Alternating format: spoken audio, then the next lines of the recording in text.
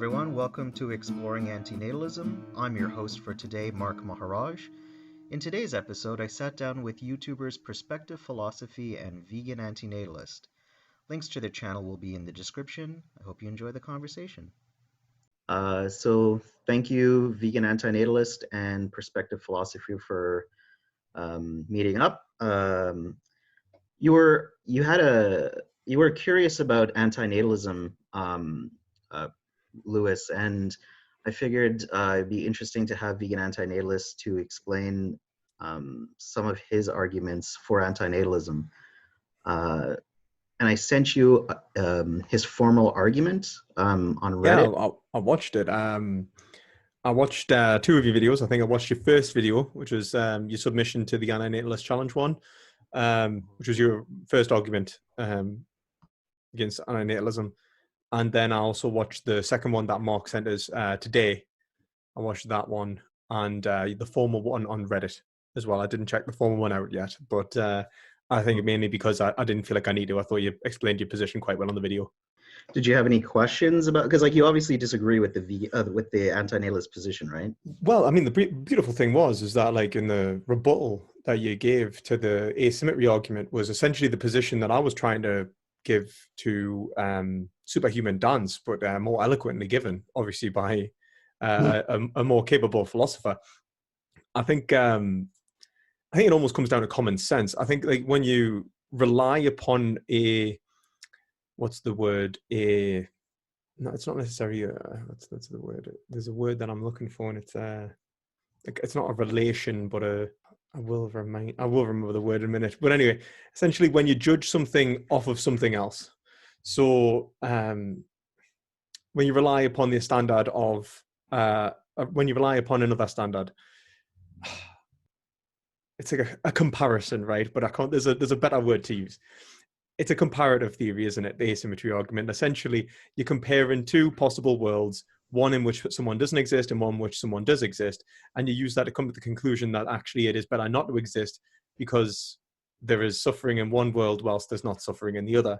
Yet it doesn't take into consideration the well-being or the pleasure of or the the happiness, whatever positive phenomenological experience you wish to attribute to human life, and say that or animal life as well, and say that is the goal of the function. It doesn't take them into consideration, and I feel like that in itself is a somewhat, like, I think that's the mistake in the first place. I think the asymmetry argument, as I think you pointed out, if ran to its conclusion, becomes the symmetry argument, in which you end up with essentially comparing three possible worlds and not two, or a multitude of possible worlds. And then that just falls into any deliberative theoretical judgment. So we would say that it's not necessarily the case that you should be an antinatalist because you're comparing these two possible worlds, because there is a multitude of possible worlds in which the situation may be better if a child was born. So that's kind of the position I'm taking. I'm taking the position not of a pro-natalist. I'm not going to say that everyone at all times should have children, but rather I will reject the anti-natalist position, saying that you are unjustified at having a child at any given situation, that it is wrong, that you do not have that moral authority, we'll say. So, yeah, and I think your argument that you ended up falling back on after the fall of the anti-symmetry argument, the anti-symmetry argument, was essentially the argument of consent. And I think that falls to the exact same criticism that the anti-natalism, the asymmetry argument falls to. So the asymmetry argument, the main problem was that it was using I wrote the notes down. No, Lewis, can you stop right there and clarify my position on consent? Yeah, absolutely. So the consent in my kind of formulation is not an essential part of the argument. It's kind of just like a qualifier in a possible situation. So in my opinion, it's wrong. So to cause or to risk unnecessary harm to another human being. And so that's the real argument, except for if that person could give informed consent, then that would be justified. That's where consent comes into my argument. So you'd say that the only way you could do something wrong is if you can give consent. Like you could do something that would cause suffering, rather, if you could give consent.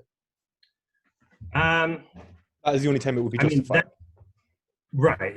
The only time that you can harm somebody, in my opinion, or subject them to great harm or risk great harm, basically, is if that person can give you an informed consent by basically being able to make that choice for themselves. Why would you say that they would require consent? I mean, I feel like it's just pretty intuitive that if you're going to subject somebody to harm or risk harm to somebody else, that seems like a very basic ethical principle to me. You see, I would say that it's because when we talk about consent, if we're doing something that was unconsensual, like for example, rape is an unconsensual sexual act, we'll say like, or that's me dog, or sexual assault of any kind, it's unconsensual. And the reason that the consent is important is because you are in breach of the individual's liberty to choose for themselves. That is the suffering that is occurring. You are taking away their sovereignty. I don't know if we agree with that. I think it's the harm.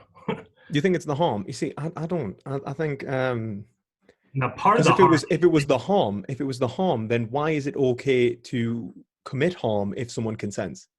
Because they're able to make that choice themselves, right? Because they're able to act as their own sovereign, right? Agent. They're able to act as a free agent within the world, and their liberty is respected. Right. But I think it comes down to what's reducible. See, like when we're talking about the asymmetry, for me, I feel like there's an asymmetry. Not referring to Benatar's asymmetry, but I refer to two different asymmetries. One is called the value asymmetry, which is based on intuitive arguments, but also arguments like motivation. So there's like a psychologist, Kahneman, I think I mentioned it in one of my videos, that kind of studies like motivation and risk and things and how people value that. And it's almost always comes down to people value like the aversion to harm than like the possibility of reward, like by almost twice. Of course, I mean, like there's something to be said. One, like even if we look at the psychology, psychology's like I'm just going to outright say psychology is not a science. That's I think that's it's a nonsense claim for psychology to be called a science. But I would go so far to say that one, even if it was a science, even if we were making scientific arguments, would have to be very sure of the study and how it's done. The population sample and also the overall effect that like psychology can have, psychological differences can have. For example, an individual within contemporary society could come from a variety of backgrounds. There could be a Christian, there could be a Muslim, there could be an atheist, there could be a vegan, there could be various amount of ideological differences between the individuals, which create a psychological disposition towards certain conceptualizations, right? So, for example, where one person would see fear, the other person may feel excitement. A good example would be like if you think of like a Viking and a warrior mentality, the idea of battle was something that was supposed to inspire like excitement in a Viking, and even though that it seems like a horrible scenario, although it seems like it would inspire dread in almost everyone, it could inspire excitement. That just shows like a variation of psychology, which I think undermines most psychological claims of how humans will behave. That's the problem. No. We're talking about so subjectivity. We're not talking about specific episodes or specific types of things that are universal for all human beings. We're just talking about the very basic experience of suffering and well-being, right? Yeah, like how we'll behave towards suffering versus how we'll behave towards well-being, and I think that itself, the experience of it, not the specifics of it, like not that this kind of thing, this kind of perspective is going to cause one person suffering or another. I'm talking about it doesn't matter. Every sentient being experiences suffering. Every sentient experiences well-being, and those. I would agree with that. And every sentient being is going to ascribe negativity or badness to that suffering. I agree. Goodness to that well-being. But then it's what is ascribed the negative and positive, isn't it? Yeah, I think it's tautology, in my opinion. But I mean, like, no, I agree. I mean, like, what of our experiences though are ascribed the negative and positive states of being. So what will I experience as positive versus what you will experience as positive are two separate things. Right. Yeah. But there's And I think we can agree that that's like the behind there. But Like, I think what the point you're trying to get at is suffering simpliciter is more of a motivation than pleasure. Like, and I think, what's he called? I can't remember his name now. It's this video. Machiavelli makes that point. Is it better to be loved or feared? Feared. right. You'll have much more power over someone if you're feared. And I think that's a valid point. I think we do flee pain a lot more, and in not many cases, than we do seek suffering. But I think that the important thing is to recognize the balance of pain and pleasure within a given individual is the point of ethics. So when we seek the good and bad of our experiences, the reason that we create ethics is to try and maximize the good whilst minimizing the bad, and seek certain pleasures whilst understanding that there will be a pain attached to them. I think that the understanding that there is no such thing as a pleasure without a pain and a pain without a pleasure. But I do think that some pleasures outweigh the pains that are induced when you receive them. So, like, for example, we could say that the pleasure of I don't know, learning may outshine the pain of reading the book, and obviously there's a definite variation there of who you are and the circumstances you're in. But I think that there are certain aspects of life in which, if we were to pay attention, we would see that there are higher pleasures and lower pleasures, in the words of John Stuart Mill, and that certain pleasures should be maximized, and certain pains will also be, increased with them, whilst certain, on the other hand, certain pleasures should be minimized because the pains will also be reduced with them too. So we shouldn't be hedonists, because hedonism will ultimately cause more suffering than pleasure. Sorry, guys, I just missed an entire thing because my internet was off. Oh, no, that's fine. I was just essentially saying that I would take the position of someone like John Stuart Mill in this. Like, there are higher and lower pleasures. There are that to not differentiate between pleasure is a problem. And I think Plato shows that in Gorgias, that it is not, we do not simply characterize pleasure and pain as simply one or the other. There is varying kinds of pleasures and varying kinds of pains, which each relate to their own experience of life, which is a combination of pleasure and pain. So the pain of reading a book also may entail the pleasure of education and knowledge, whilst the pain of the pleasure of drinking entails the pleasure of a hangover, and perhaps even existential problems afterwards, if you feel like meaningless and whatever it is. So you can actually find that, like, when we're talking about pleasures and pains, we should differentiate not simply by pleasure and pain, good and bad. I think that is too simplistic. I think it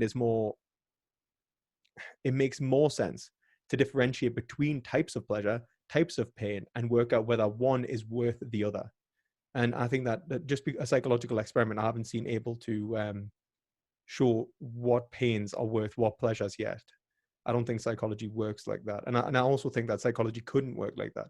I think that it comes down to the point of the freedom of choice upon the agent, where they have to understand the ethical desidera around them and understand the values that exist within the world, at least somewhat can work out, and then try and deduce it. And I think that's the realm of ethics and not psychology anyway. I wanted to ask him this, because like you guys mentioned, you don't want to harm someone without their consent. Mm-hmm. But we do that all the time. Well, in terms of like risking someone. So I think part of the formulation or his formal argument was okay. So one ought not harm or impose risk of harm upon another. Exceptions to the premise. If the harm or risk is imposed is to prevent greater harm, or if consent has been secured. I'll agree with the consent then. So one ought not to harm or impose risk or harm upon another. Well, I think I wouldn't write that, you see, because I would say one ought not to unnecessarily harm or impose unnecessary risk upon another, or even unjustified. Right. So I would say that I would have a problem with the first premise because that implies that all harm is unjustified whilst not. Agreed. So like, yeah, because like he mentions these exception criteria harm. These are, so he was like, these are essential harms intrinsic to life on Earth. Because yeah, I was thinking like driving, giving kids vaccines, medical care. There's a lot of things that we do, right? Yeah, and I think as well, it's like what's called the what Robert Nozick calls the principle of compensation. Anyway, so like he says about trespassing upon another's property, for example. All right, guys. Hello, man. How's it going? It's going well. I never have internet problems, and for some reason, my internet is. It's just as soon as you need it. That's typical, man. So going on what you're going on, and I'll just listen for a bit. Well, no, we're just mentioning your argument. Just saying like he had some questions for us, really. I was saying that I have a problem with the first premise. But really, that's interesting because that's like the most intuitive premise of the whole thing. Yeah, that's probably why I have a problem with it. Okay, well, go ahead then. Okay, so like obviously, welcome back, vegan anti-nihilist. If you hadn't heard what I said before, I basically just outlined that I think that we should differentiate between pains and pleasures. Some pleasures are worth some pains are worth some pleasures, and that's the goal of ethics. Especially if you take John Stuart Mill to be true. That's why we understand what duties and our duties reflect the nature of humanity. Right, So, but anyway. Hold on just a second. But that is also subjective, just like you were talking about. Some pains are worth some pleasures is a subjective thing. Well, I mean, it's subjective in the sense that I think that it incurred in subjects. Like I think it's we can agree that there are subjects that experience pain and pleasure, but I think that there is a fundamental human nature that need be respected within ethics, and that it isn't necessarily like for example, like I would say the fundamental human nature that it need be respected in everyone is in relation to to subjectivity itself. That we are subjects, that we are free agents, and that we should be allowed to act as free agents. And in our goal as free agents, we are given goals by our nature, right? So to avoid pain and seek pleasure would be a very obvious goal, like to seek good and avoid bad, not necessarily pain and pleasure, because that's I think a little bit simplistic, because I think many people would choose pain if it was meaningful than pleasure if it was meaningless. I agree. So yeah, I think I would basically say that there is a fundamental human nature in the sense that we'll have a function, and that ethics seeks to respect the function of humanity, and we enter ethics for somewhat selfish reasons, but come to realize that ethics is inclusive. I think that would be the right word. That it's based on a fundamental, or in the words of Levinas, a primordial equality, and that we're all almost in each other's dependence. And I can't work out what is good for me without you, and you can't work out what is good for you without me.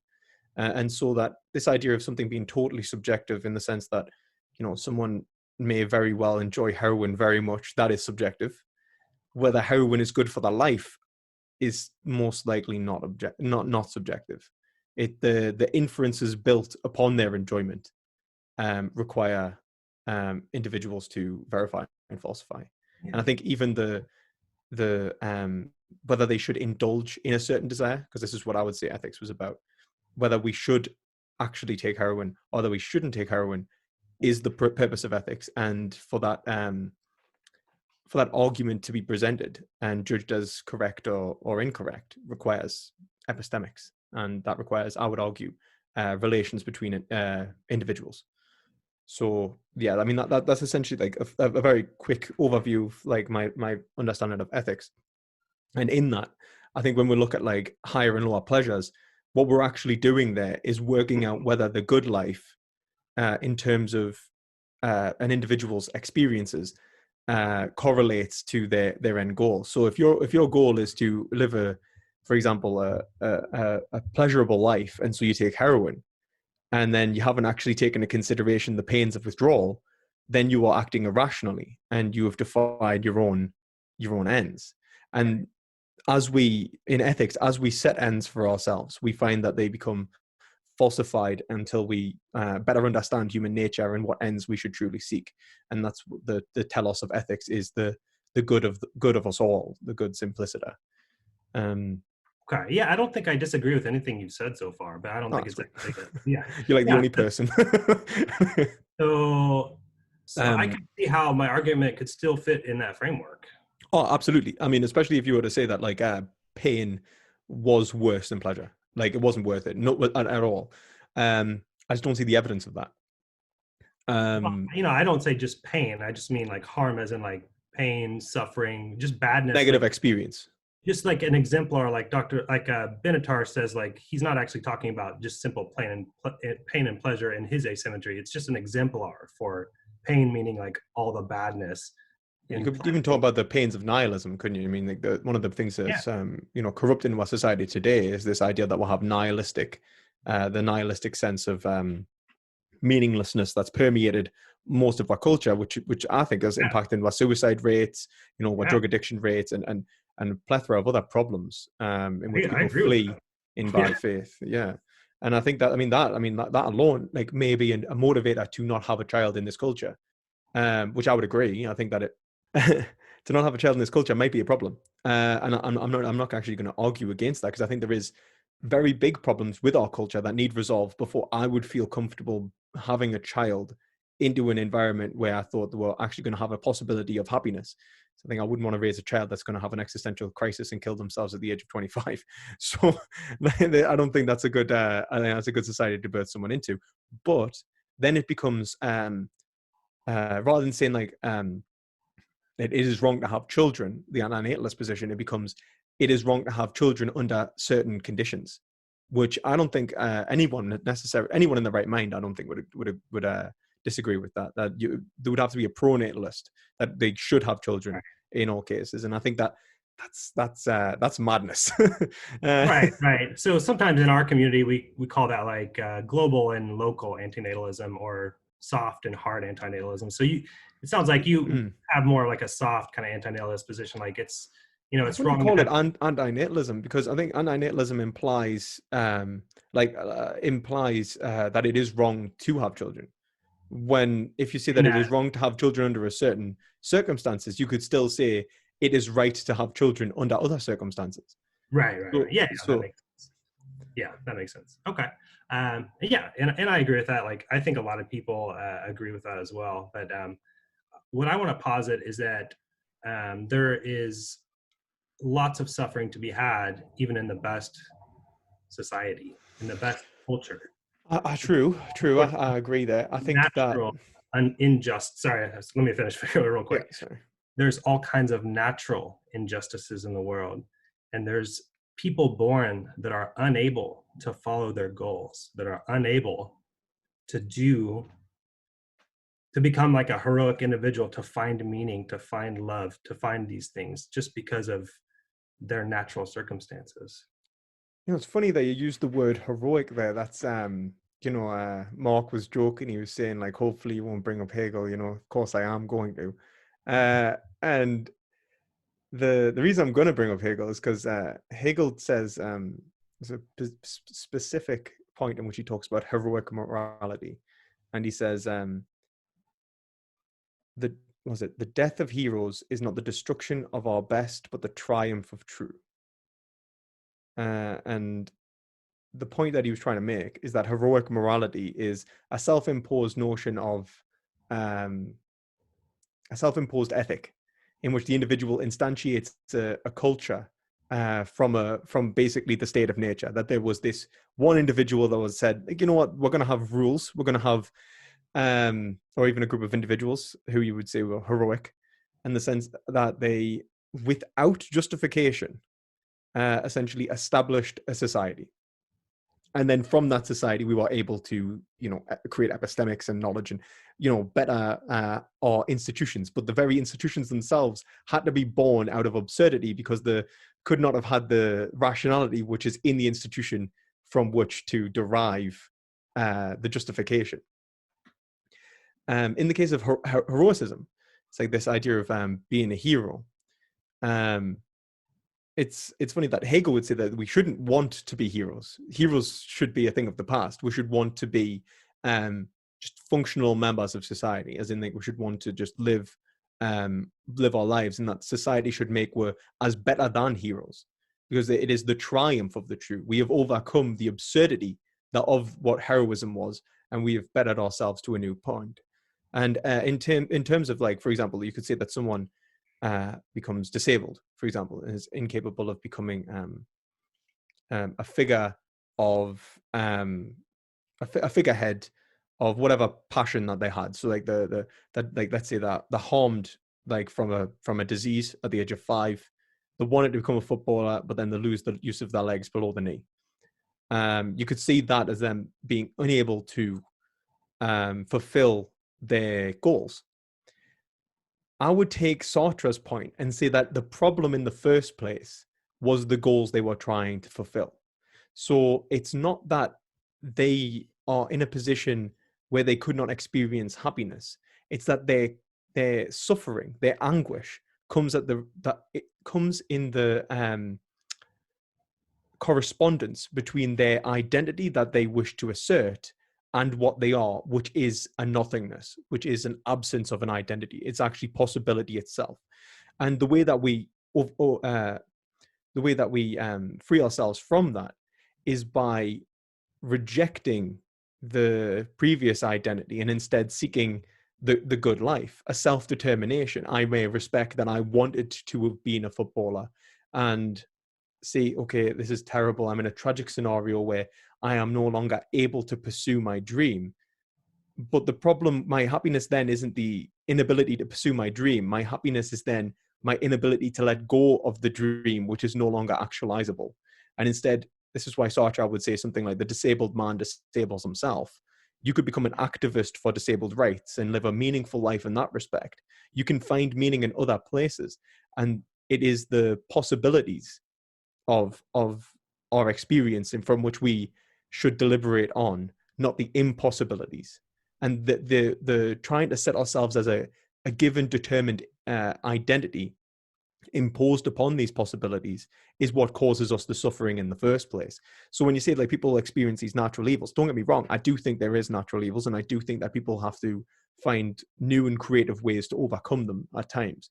But our overcoming of suffering or overcoming of obstacles is part of the value of life. Because if we learn to overcome from a state of deprivation, we can then appreciate with more certainty those things that we were deprived of. If we, if you come from a place of starvation and then you rise to become, someone who's in a place of plenty, then you can say that you'll probably be more appreciative of the plenty than someone who was born into it, simply because of the psychological differences that have occurred throughout that life.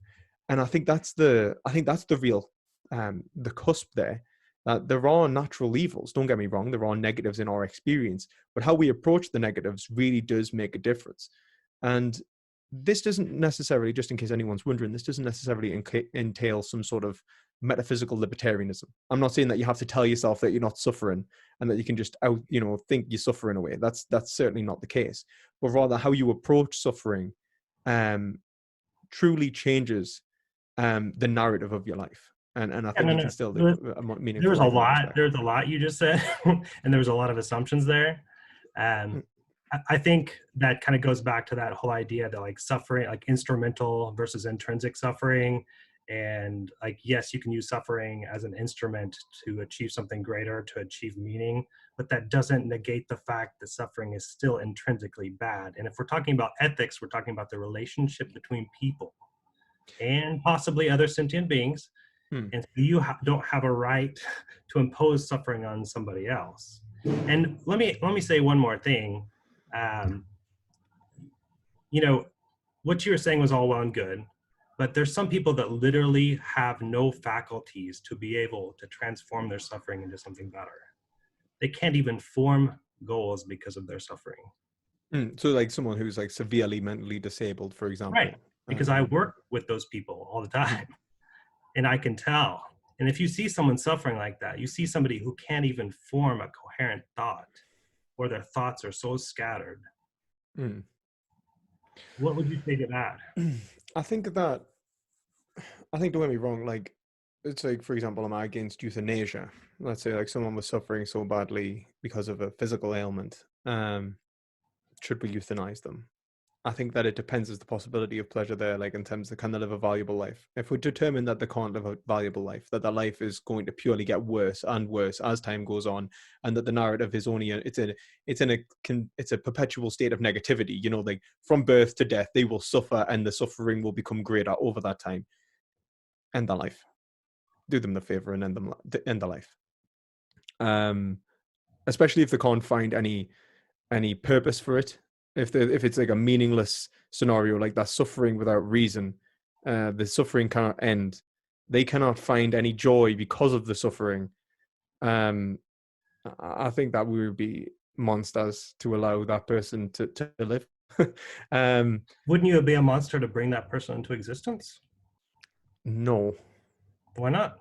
Could you have, like, I mean, if you actually deliberately brought, like, if you like sabotage the pregnancy so that they would be intentionally brought into existence in a life of perpetual suffering, then yeah, I would say so, but not in all cases. Like, if you're risking that 99.9% of births are not in that scenario, then why do you think that you would be? Is it wrong to gamble that 0.1% against the 99% people who live happy lives, for example?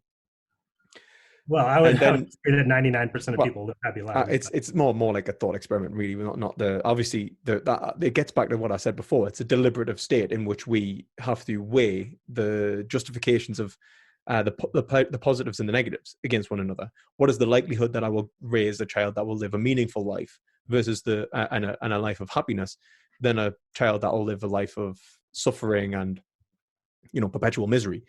I think that's essentially the point. Like, if we need to ask those questions, and this is the beautiful thing about this kind of conversational kind of piece that we're talking about, really, I would say, is that it's at least making people think, should I have children? That is the first thing that everyone, regardless of your position, you need to question whether you should have children, because go forth and multiply is not the ethic you should be applying in this scenario.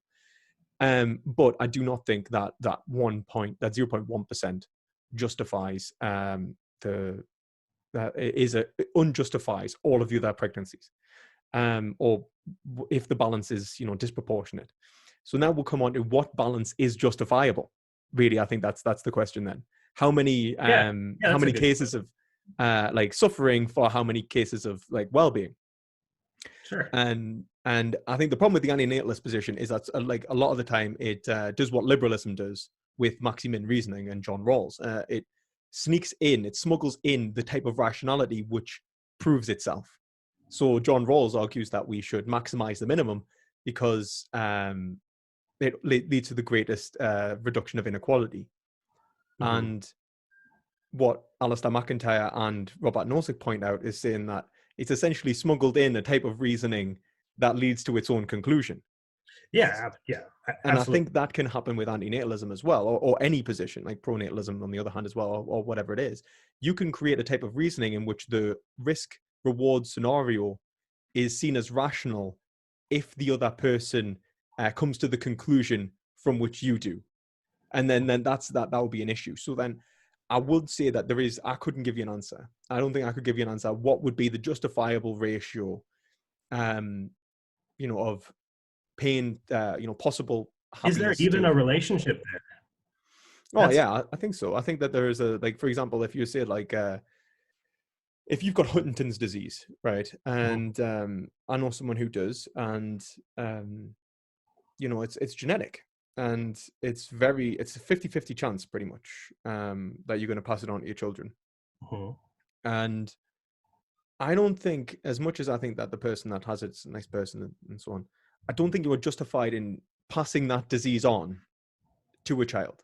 If you know that it's going to cause you this much suffering, if the life is that painful, would you be justified in taking the action to cause that suffering to another? Because you know there's going to be a 50-50 chance that they would have a life that's going to end prematurely, painfully, and require, even societal resources to sustain. So then you're taking into consideration also the global, the national economic position, ecological position, and there's a variety of other positions that are taken into consideration in the creation of a life. But even just on that, does it cause pain? I don't think that would be justifiable, because the risk-reward ratio is certainly too high. I think you're taking a bit of a gamble there, and I don't think it's a rational gamble. You know that you are likely to cause the suffering of an agent. Now, this is the point. It's like, at what point do we say, like, is it a 10% chance? Is that a justifiable risk? A 1% chance? And it comes to the point of, like, what kind of rationality do we employ?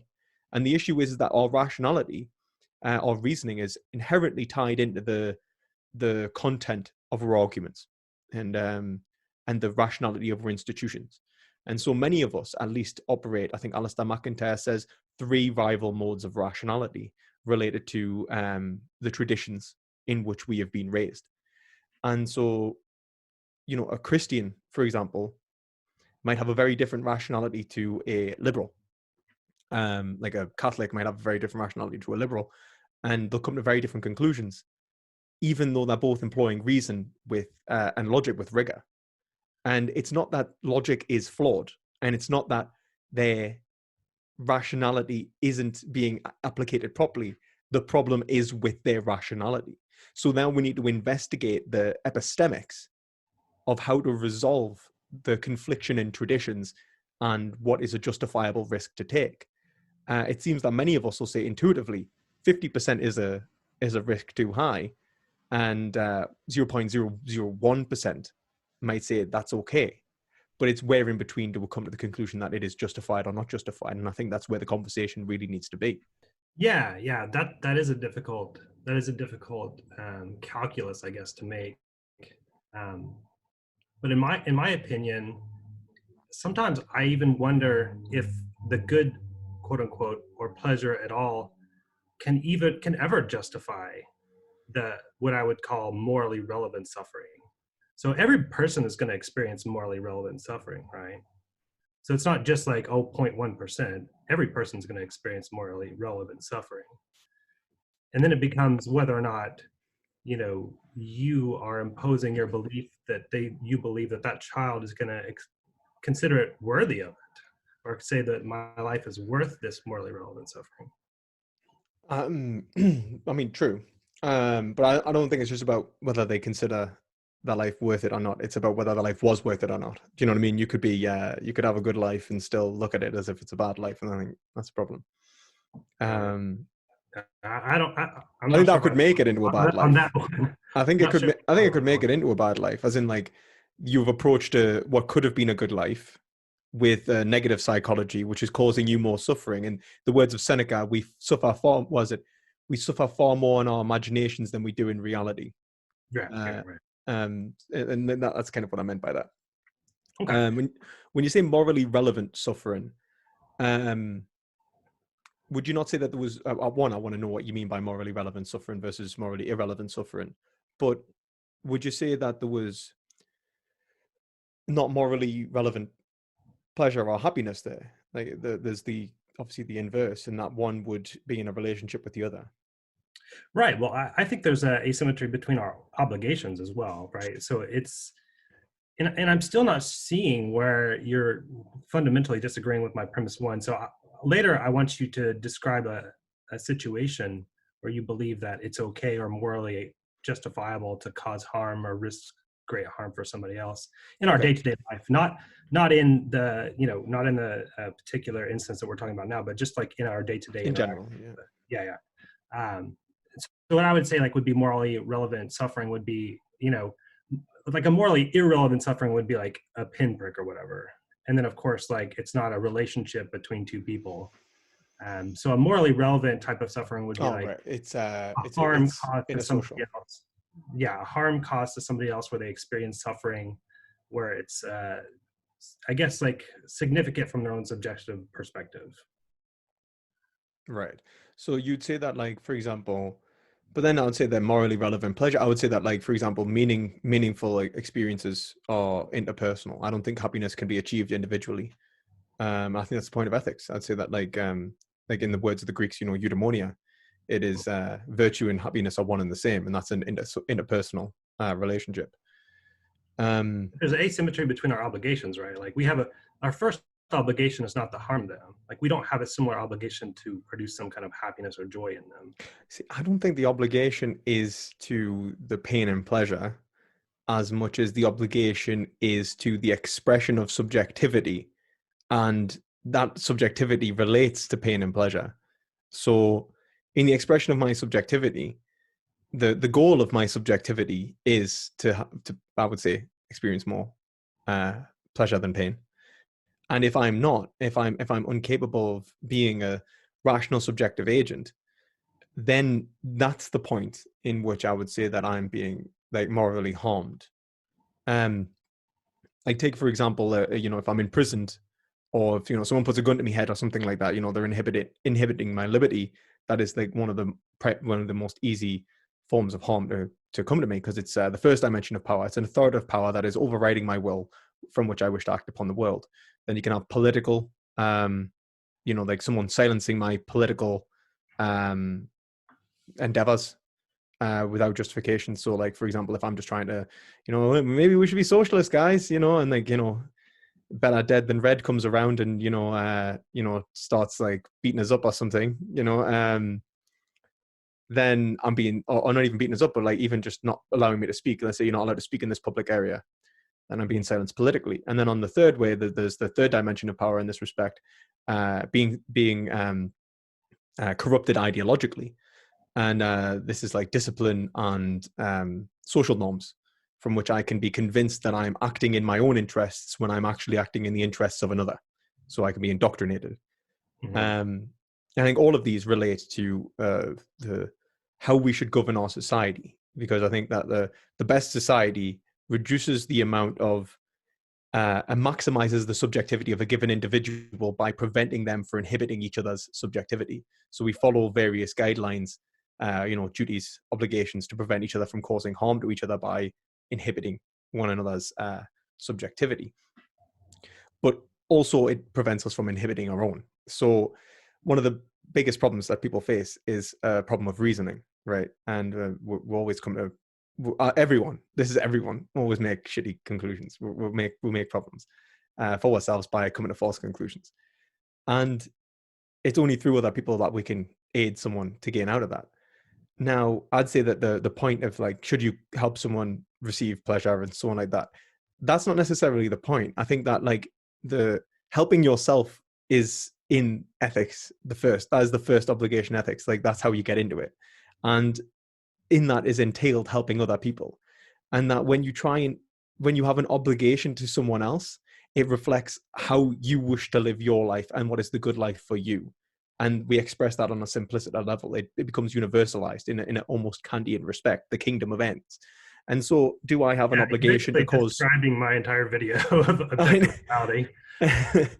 Well, do we have an obligation to cause pleasure for someone? It's not the obligation to the pleasure, it's the obligation to the individual and an obligation to ourselves. And in that, we have an obligation to live a good life, and a good life entails pleasure.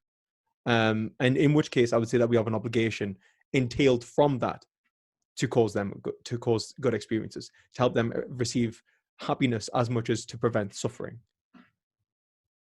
Probably the long way around of explaining it, but I just wanted to explain, like, obviously, why I'm not saying that, like, you have an obligation to just cause the greatest happiness without consideration, because then that's essentially the problem I think your first premise actually comes into. So one ought not harm or impose risk of harm upon another. That is the first premise of your argument. Right. I think that it should say instead, one ought not cause unjustifiable harm or impose unjustifiable risk of harm upon another. Okay. And I think that if you add justifiable in there, it takes harm as being, harm is negative, right? But that we are justified in causing harm at times. Like, I think Mark actually gave a good example of saying, like, vaccinations. Mm-hmm. You cause the harm of a vaccination and instrumentally to create a greater good. That would be the instrumental harm. And this is the idea of justified harm. I would say that it causing unnecessary or unjustifiable harm, for example, like animal agriculture, slitting an animal's throat for pleasure, that would be unjustified, and that way we should not cause that kind of harm. But I also think that there isn't a moral good in causing unjustified pleasure either. You know, if you're giving someone, you could give someone pleasure continuously, but without actually doing them any good, if you understand me. So like you can be a sycophant, for example, and boost up their ego, but then that might actually cause them, not only instrumentally in the sense that it will cause them harm in the future, but it might even not bring them a genuine feeling of happiness and well-being overall the course of their life. Yeah, I got you there, Liz. Can we go back to that justifiable? Like, I actually really like that. I like that they're using that qualifier. Can you describe for me in the specific instance of bringing someone into existence, how you can consider that justifiable? And then can you go back and then talk about, because we could talk about justifiable in terms of somebody who already exists, who already has interests, who has a need to be prevented from further harm. Which is far easier to speak of, which I think the asymmetry argument shows. Interest or I think the asymmetry argument shows how much easier in that respect, because it's far easier to create a comparison in which we need another individual. We need to see someone with that subjectivity before we can express like, no, this is better or worse, because of, like, how do you even know, like, what is the measure, the gauge, the standard? So it is a lot easier when you put a subject into it. So the question is essentially what would be a justifiable risk of harm to impose upon another in the specific instance of having a child? So you're risking, for example, horrible diseases and death. You're also risking nihilistic, meaningless existence, which arguably is worse. And you're also risking like any other kind of phenomenological negativity that individual can experience. And then on the opposite, you are also hopefully instantiating the possibility of pleasure, well-being, happiness, meaningfulness, the greater good of society versus the greater negative of society. So, a very easy question to answer. Should take us a few minutes. I think that I'm joking in case I was there. That was a bit of sarcasm. Yeah. I think that when it comes to, I think it's always going to double back to that question on rationality and which is the rational position to hold. I think intuitively, it's easier to answer.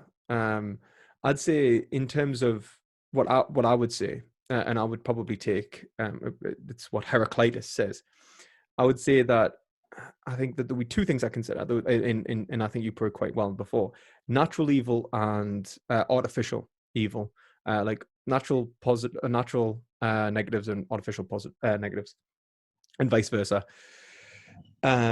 Do I think that my child will be, birthed with any health conditions or anything that would cause innate suffering, even impede their rationality, their ability to live a good life? I think that's the first thing that you have to consider, and the likelihood of that. To what degree, I think, is where the rationality comes into. So, like, is there a 50% chance, 25% chance, 10% chance, 1% chance, and so on? And I think that for the most part, healthy individuals are not going to be born with debilitating health conditions. So you go and see a doctor, you find out whether it's justifiable or not. Fair enough. But that's really the most basic, I think, of the problems. Because then, as soon as you move on to existential issues, then you have issues of education, of societal well-being. If you look at everyone around you, they're not doing okay. Why are they not doing okay? Is it something to do with your society? Well, most likely. So your institutions, your culture, so like the ethics of your culture and the way in which it's progressing even. So if you're seeing a culture that's in a state of degradation, it's very likely that the child may experience something that is worse, arguably, than what they would experience if they were born at the same time as you. So someone born in the 1970s coming into the economy of the 70s might have been okay, but the person that's having the child in the 90s watching the economy slowly deteriorate would see that there is a difference in what they're going to be birthing their children into. And even in terms of institutions and reasons, people become more hedonistic, people were becoming more consumeristic, and that entailed problems of whether they lived in a meaningful life. So all of these things considered, I'd say that you can then place, these potential negatives against potential positives. I'll be birthing my kid into a place where they've got great education. I live in a very moral culture, something that places ethics at a high level, which creates the likelihood that they may live a meaningful life. We teach philosophy, they may learn existentialism. And with other things to be considered, like in terms of those around them, the people, we live in a critical culture that are able to question their beliefs, and we don't, and so on. These are all things that need to be considered. And so I think the natural problem, I think, is just that. You consider whether or not the likelihood that your child will suffer based upon their genes and their natural dispositions, or the natural disposition of you and the other parent producing a child. And then if that is, it's unlikely, say unlikely, like at least less than a certain percentile versus the harm that it could be. So if it's like a 1% chance that they're going to be born absolutely like they're going to be born like inside out and die 5 seconds later, you might think that maybe that 1% chance isn't worth it, which is why it's a risk reward ratio.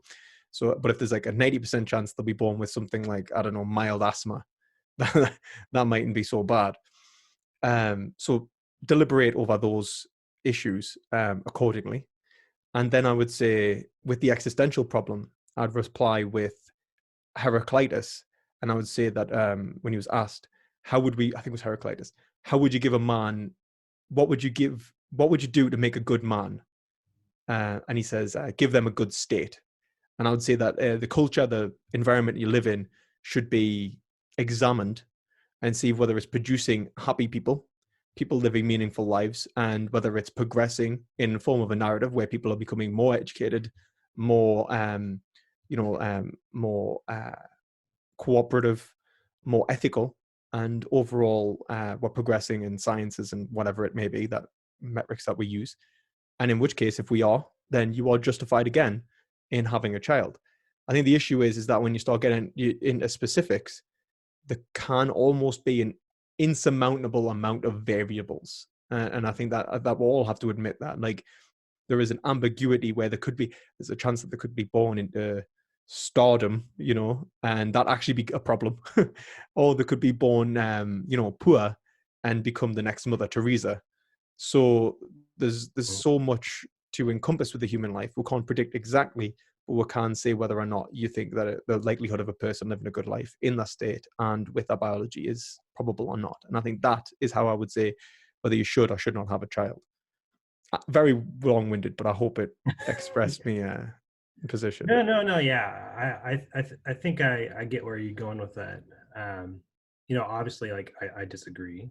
I think that whatever the most meaningful thing in a life can be, I think it has to do with reducing suffering, helping other people.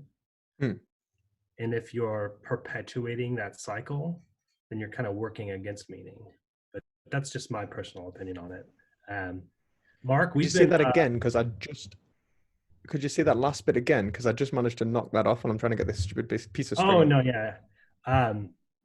Basically, I think the most meaningful life that you can have is to reduce suffering for people, increase their well-being by reducing their suffering and giving them opportunities to produce their own meaning, things like that. Why would you say the most meaningful thing you can do is reduce suffering? Because I think, like, kind of goes back to the value asymmetry. Like, I think that that's the most pressing issue for people. And then once they're free of that, then they can be free to follow their own meaning, free to follow their own well-being, basically. I don't think it's that, like, I would say that, like, I'll take the Nietzschean stance, and like, humans do not have a problem with suffering, they have a problem with meaningless suffering. Right, Right, but the suffering from lack And of meaning is just another type of suffering, right? I agree. I agree. That's Right. a problem with the state versus a problem with nature, and but problem with nature, and a problem with the psychology of the individual and how they approach life. But I guess the point I'm trying to make is that this kind of suffering is alleviated with ethics. You say helping other people avoid suffering. I don't think it's about the suffering as much as it's about the freedom, about the subjectivity itself and their expression. It's like when Nietzsche like talks about the expression of power, he says like the subject seeks to discharge its strength against the world. That's basically what I would say is actually happening. Like we seek to discharge our will against the world, except I think our will has an inherent telos built into it, and I think that's the Aristotelian point against Nietzsche. It's like, well, yeah, we do, but it's actually towards like this benefit of this relationship between good and bad, and I think that means that an individual though can live a good life whilst suffering like physical pain or forms of anguish. So like you could like Nelson Mandela arguably lived a very good life even though he was in prison for 30 years. Yeah, but what makes it good? That's my question. And I me would, and mine is because it has to do with the well-being of other people. yeah, but I think if it's to do with the well-being of other people, which I agree with, it's not simply to do with suffering, it's to do with their expression of their subjectivity also.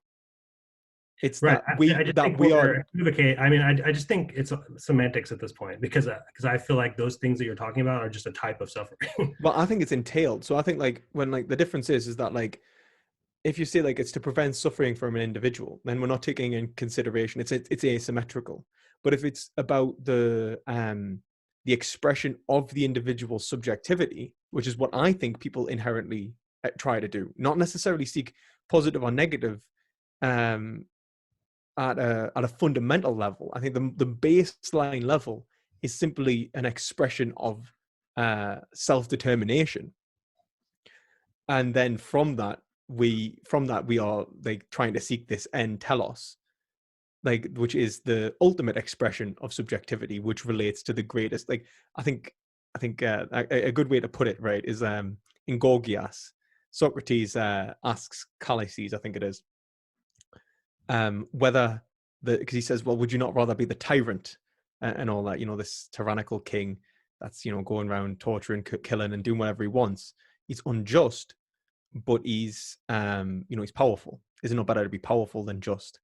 And he says, you're not powerful if you're unjust. Essentially, the point is that power is reflected in the good that you produce and in your ability to produce it. The wise person recognizes that the harmony within the individual is the reflection of their power, not the like in the sense that they are acting with right reasons, not necessarily the consequences of what they are doing, which in relation to the world. It's not like how much do they change the world, it's how much do they change the world in the way that is good for them. So I think that we can both agree there that like there is a sense that when I try and seek something, I am seeking something. I'm seeking an end, a telos, a given goal, which is relation between pleasure and pain, and good and bad. But I would say that it entails both. And I think when you look at it, you look at it like as if it entails one and not the other, I think that is a mistake. And then that's what I would say would be the mistake of antinatalism. Yeah, I don't know. I just think there's so much equivocation on like the good and the good life and what's good. And Oh, I'm there is like, problems with language there. I mean, like we could sit for hours, like right, right. Because like when someone says like, I think when people say the good or a good life or whatever, I think what they're really saying is just not bad or getting over the bad or whatever. But you're starting to sound more Buddhist now. You're starting to sound more Buddhist than right. Well, or even ancient Greek. I think Socrates did say, what was it? I think it was Socrates who said, was it, he who desires the least is like the gods. right. And at this point, it's like it's the reduction in desire. If you desire the least amount of things, the desire itself is suffering, and therefore you are actually feeling the least amount of suffering, and so you're in a state of aponia. Yeah, well, I can I kind of see that. definitely, yeah, I mean, I definitely came about to antinatalism like via kind of like an interest in Buddhism, but I don't want to go too far into my own story there. But yeah, we could definitely talk about it for a long time. But I wanted to go back to Mark because we've been chatting for a while and wanted to see if he had any thoughts on anything we were talking about or any other questions. Yeah. Sorry, Mark. That's okay. I guess the only thing I wanted to talk about was why. I guess. My problem with Buddhism, I guess, would be an interesting one with relation to whether we should commit to a Buddhist reduction of desire for the sake of it reducing suffering, because it also reduces pleasure. So whether it essentially, I think, encompasses your position very well, in the sense that if we reduce desire, then we could see that the end goal is to be desireless, and that's kind of like the Buddhist position, which is Yeah. almost. I don't ascribe to a full like kind of traditional position. I'm not saying you do, but I think Yeah. that the end of your philosophy would entail that. Because if you think that we should reduce suffering, and no suffering justifies any given amount of pleasure, then we should try and. It's not to say that we should, like kill ourselves or anything like that, because Buddhists don't ascribe to that necessarily, but that we should try and minimize our desires. I mean, yeah, you're getting close to the idea. So the idea for me is that I like that you put justified in. That's fine. I like the qualifier, but I just don't. Nobody's ever been able to demonstrate to me that like anything quote unquote good can ever justify that. Is justify what I would consider morally relevant suffering, especially in terms of like our relationship with other people. So I think that's kind of where it is. I think that's where we would have to agree to disagree, is because this nebulous idea of good, like to me, when I think about just like practical everyday life, like I just don't see it. I don't see how it could ever justify it. Yeah. Morally relevant suffering is suffering that is entailed between interpersonal interaction. That's what you take it as, yeah? Right. And it could be just very simple kind of like harms, like, punching somebody in the face, but it could also be very Name calling. more like, higher order harms, like you say, like, depriving somebody of their liberty and, some of those other higher order bads that you were talking about. Even expressing an ideology which ultimately causes an individual's liberty to be harmed in the first place. So if you express an ideology, let's say, of, free market capitalism, arguably, if you're a socialist, you might be inhibited in the expression, or not even if you're a socialist, but let's say socialism was true and Marx was right, then you would be causing the psychological alienation of individuals implicitly by endorsing that notion of free market capitalism and supporting it, which allows it to subsist and continue. And arguably, that alone is a cause of suffering from in a most even in the most innate way. Like you're not even there is no way that you could have intended to cause that, and you might have even chose to be a capitalist. Right. Like power, in the words of Foucault, power is everywhere. So you just by existing, you might have caused someone suffering in that respect, in an interpersonal way. Right. Well, that's another interesting thing. There's another philosopher who's an antinatalist, that the guy that I was referencing in the video, Julio Cabrera, who actually argued against Benatars. He talks about what he calls the moral impediment, where he feels like just our very existence is basically a moral burden on other people, and there's no way around that. But that's kind of another interesting topic. It's interesting. See, I'd say it's I think that like it feel like I think the problem is that people expect liberty to feel good. They expect it to be wow, I feel so liberated and free, and what they really mean is unrestricted. Nothing is imposing or getting in the way of what I want, whilst all the time they're actually being caused by something. So then we'll call this in negative and positive freedom. The one aspect of positive freedom, whilst they're not taking into consideration that they're actually not free because they're not that they're being caused by something else. I think they're a free market capitalist. They're freest when they're expressing their free market capitalism, but they didn't choose to be a free market capitalist because they weren't rational about it. They were given it as a child or a Christian or whatever it may be, whatever ideology it is, and so cause problems there. In terms of the burden, though, I'd say that I'm very happy that there are free market capitalists out there. I would consider myself a socialist, an anarcho-socialist for the most part, or an anarcho-libertarian. It's probably where I'd closely align my politics to. But that I don't think that we would have got even ideologically as developed in left-wing politics if it wasn't for the right wing. If it wasn't for people like Robert Nozick telling people like John Rawls why they're wrong, I don't think that we would be where we are. And I think that's beautiful, man. I think that's great. I think that like it's somewhat, in the words of Heraclitus, all things come to pass through conflict. And I think that conflict and ethical burdens can actually be a positive thing in some respect. Oh yeah. I don't disagree with you there.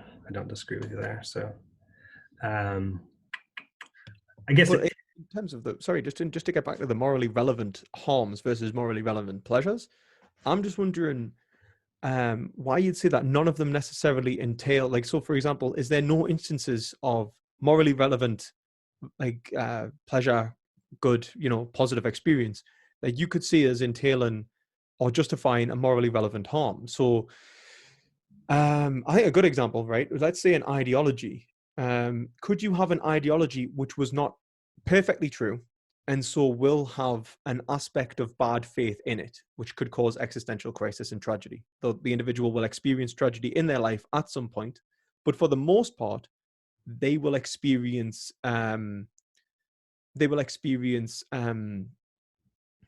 harmony within themselves. They'll feel tranquil and, for the most part, a positive experience. Would that not, like in a specific circumstance, would you say that that ideology was good or bad? Yeah, I'm having trouble following you there, Lewis. so like in the case of like, explain it like I'm five, kind of. Oh no. It's so let's say you've got an ideology, right? Let's say it's not a religious belief, but let's say I don't want to say a spiritual belief either. Let's just make it like an ethical disposition in the world. Okay, it's highly developed past our society. Okay, we're talking about like the future. They've worked out how to really care for each other and are living lives in the best possible way they know how to. And it's progressive in a sense that it's progressed beyond what we're capable of. But obviously, it's still not true, right? Absolutely true. It's not. There's no absolute epistemic certainty. They haven't reached truth and all of its glory, and so there are aspects of their life in which they will come to a moral dilemma and face tragedy. They will not know how to behave, and that will cause them distress, anguish, right? Now, in that scenario, would you say that ideology, which they have approached rationally, I'll say as well, they've adopted it based on reason, would you say that the ideology was positive or negative? Is it a good ideology? It answers most problems accurately, and it doesn't answer a few, but that's because it's not perfect. Would you say it's good, or would you say it was bad? Yeah, I mean, that's a really interesting thought experiment, but it definitely gets a lot more nebulous when we're talking about just within one individual. And so like that's why I like to relate it to interactions between people. Do you know what I mean? Oh yeah. I mean, like I guess the reason I picked ideology in the first place because I think that it's like it is a societal and like we don't pick it's institutional. It involves like it evolves almost in a closed format, but within a subset of individuals. Like takes more than one individual to produce it. It's part of a language and a language game. Yeah. I don't know. It's complicated because if intrinsic to that ideology that there's some untruthfulness or whatever within it that will allow that society to be susceptible to harms. And yeah, of course, I don't think that's a good thing, even though right. Even if it answers more than any other ideology before it, and is closer to truth than ever have been, you would say that it's not good enough. So what would you say was good enough? Absolute certainty. Yeah, I think I would just have to say I don't know. Like in that particular instance, like I'm not used to ruminating on those types of thought experience. Oh, yeah, that's fair enough. That's fair enough. The reason I say that is just because it seems to me that, like, because I would say that would be kind of what would be necessary to prevent the individual from feeling, the cold embrace of tragedy, within their life, which is a form of suffering, which I think is, which ethics seeks to resolve. I think they're the problems of absurdity. But I think that the reason I gave that one is because I think that it entails a positive experience of intersocial circumstances as well. So, like, it is the value of ethics expressed in relation to the negatives of our experiences, the inherent nature of being, which is somewhat naturally absurd, in which humans, if they're just operated individually, are absurd creatures that they don't really come to rational, deduced conclusions. So I was kind of trying to show that, like, in many ways, I think there is positives, morally relevant positives from intersocial relations as much as there is negatives. And I think we're kind of in the situation again, which entails, like, is this kind of harm worth this much, good? Right. And are those positives actually, quote unquote, positives, as in like going above a baseline, or are those positives actually just better, more efficient ways of preventing bad? See, I would say that it's going above a baseline. I think that to assume it isn't destroys the notion of a positive anyway. So what you're really doing is you're saying that there isn't a positive experience. There is a privation of negative. Kind of like Augustine with the notion of evil. He's like, there isn't evil. There is just the privation of good. And it's this as if it's in which case a positive would simply be a neutral state, or a state from which there is the least amount of negative. And right. then, I don't propose that, but I do believe that most of what people say when they say good, it does fall back on that. Do you know what I like, mean? a relief mechanism for the most part. Right, Like, right. So you feel good when you drink water because it quenches your thirst. Are you feeling the value of the drinking as a pleasure, positive experience, or are you feeling the relief of the negative, which is the thirst and the dry throat, the pain? yeah, and I would say both in many cases. I would agree. I would say both. I would definitely say both. Yeah, yeah. But And I think feel like, that's, sorry.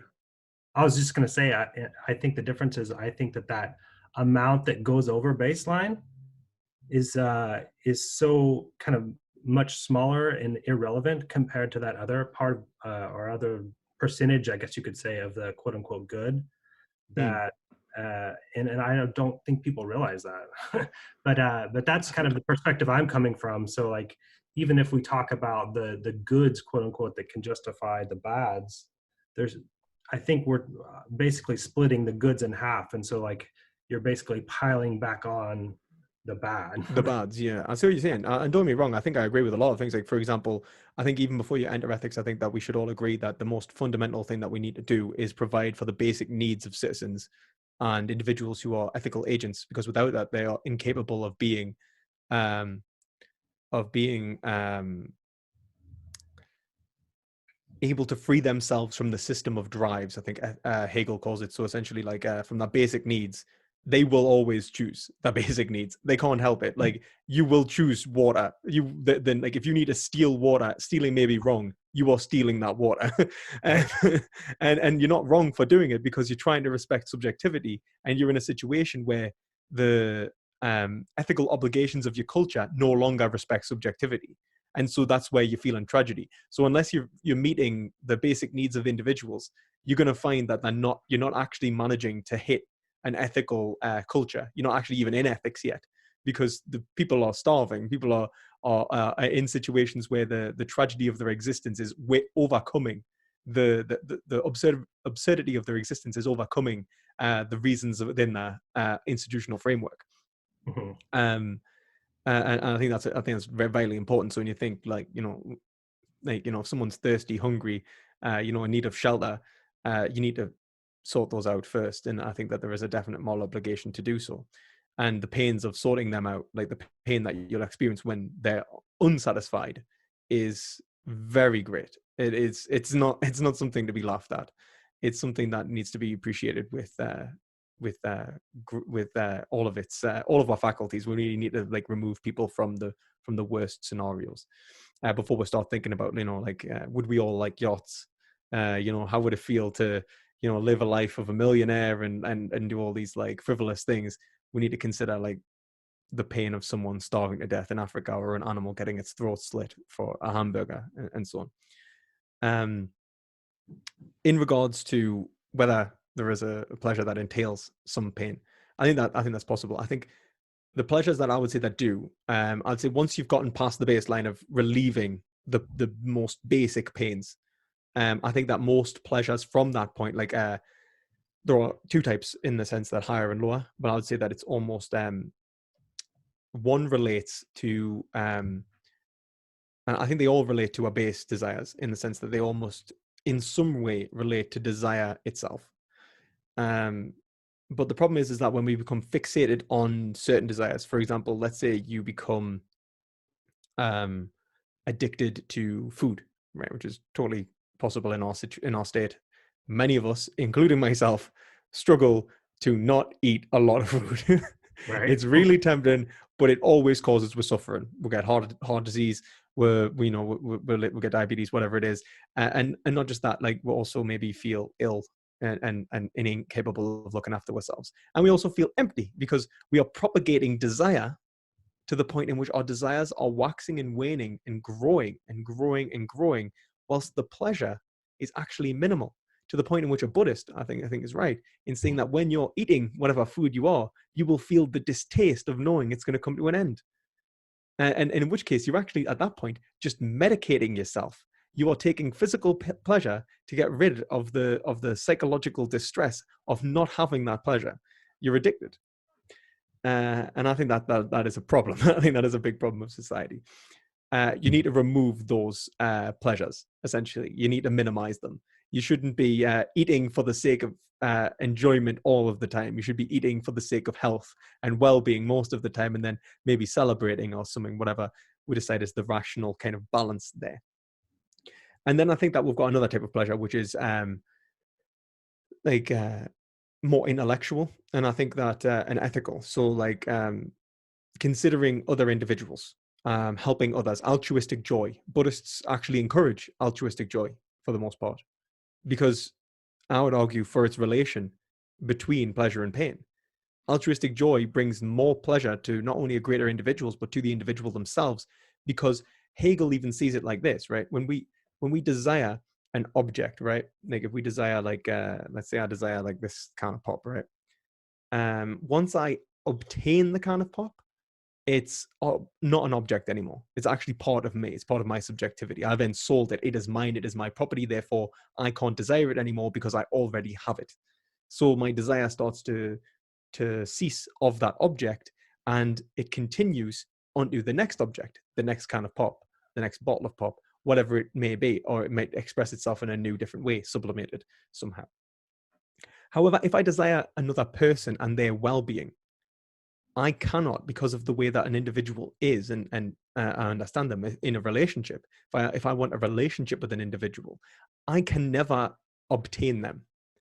If I did, I would destroy them and destroy the relationship itself. And so within a relationship, you have this opportunity to have a constantly expressed desire, whilst it doesn't propagate onto another individual, because then you would be using someone. Like if you're sleeping around and you see someone as a means to end sexual gratification, you might desire one person, then you might desire the next person, then you might desire the next person. But if you want a meaningful relationship with someone, you'll see that it is that it has to be a mutual understanding of, you have to come to understand that individual, and that understanding is what is being fulfilled. You're seeking to know the individual, to respect them, to gain greater insight into them, but you'll never actually destroy them in any way. There is no like loss, and that desire you'll never feel that bitterness as you will when you bite the bar of chocolate when it's running out, or drinking the can of pop, because it will never leave. It's something that will stay with you throughout your life. It's unending. And in that, the gratification, I think, becomes greater and greater, because the relationship can only become greater and greater. There is almost an infinitesimal amount of circumstances you can have with another mind, because the mind itself is so unknowable by you. There is an inherent inability to become a single unified notion of self, and so that relationship is unending. It's infinitely propagating. And I think that those kind of desires are what we should be seeking, like ethical ones that were relationships, even desires for knowledge. I think that is another.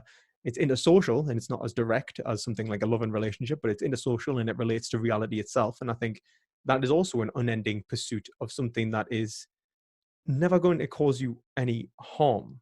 Like you don't necessarily feel harmed by, increasing your love of whatever language you're trying to learn, or whatever knowledge you're trying to, progress in philosophy, mathematics, sciences.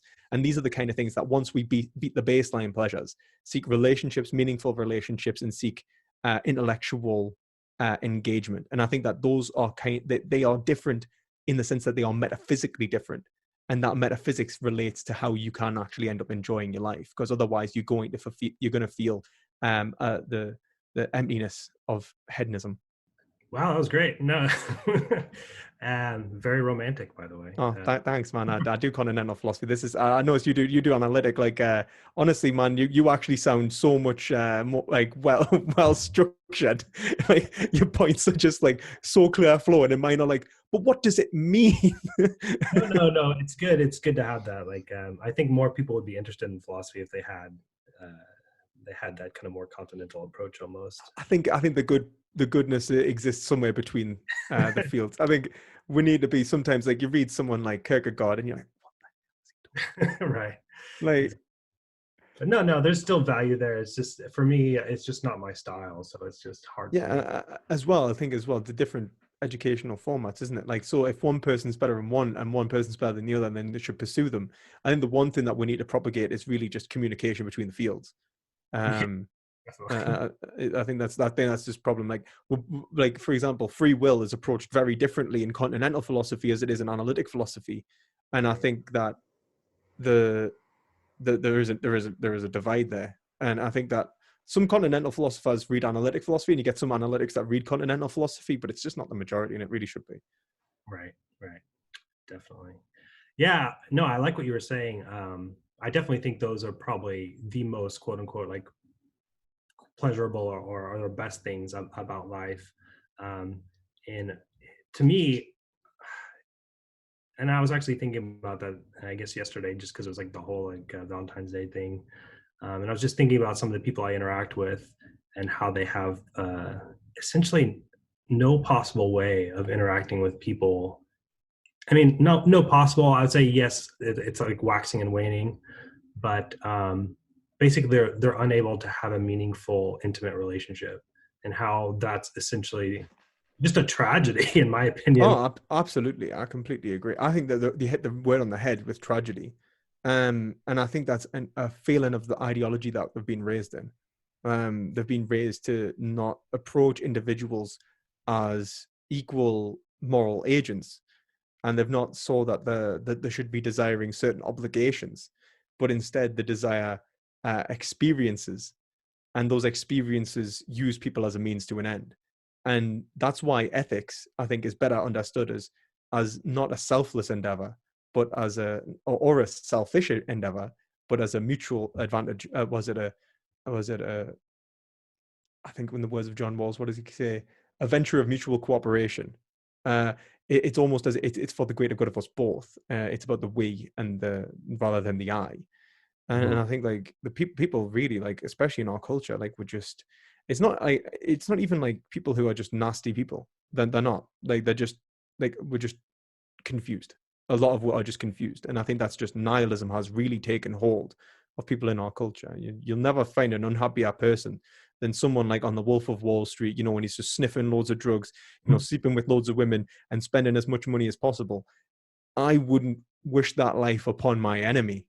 I think that's how bad that life is. Yeah, no, I completely agree with you there. Yeah, and it's not just that. I guess it wasn't just the fact that it was the people who can't see it, but it's the people who it's not even a possibility for them because of their faculties. Or like as in their mental faculties, as in like how like if they're disabled, for example, or Right. Just from my perspective, that's what I was pondering about. Somebody right. Because you were saying you worked with them, yeah. I thought you meant like just in general, like when you walk around. Like I'm not gonna lie, like I see it anyway. Like people no, just like that's consuming. also that's also tragic. It's tragic in a different way. No, I think yeah, but and one is almost naturally occurring and one is artificial. One doesn't have to and one does. I think the natural case, I think that it is really horrible when you see someone who is severely disabled, and then they're unable to live have those kind of meaningful relationships. I think that is a problem. Yeah. I mean, I don't have a solution for it necessarily. I do hope that there is one day that would do, whether it's helping prevent these disorders or cure them, or even finding a way to communicate with individuals. Because I think until recently, even like there was that whole trapped in syndrome kind of problem where people weren't able to like even communicate. Now we can like communicate with eye movements and stuff like that, and that I think that alone makes such a big difference. Right. Yeah, that locked in syndrome. Yeah. Yeah, it's locked in syndrome. Yeah, it's horrible. Truly, I do think that I would probably I know that in it's a perhaps we can debate whether I'm rational for wanting it or not, but I think I would rather die. Absolutely, no, I don't think that like if you're in a situation where you're just trapped with your own thoughts till your death, I don't think that you're gonna live a good life. I don't. I think you're just going to feel constantly frustrated.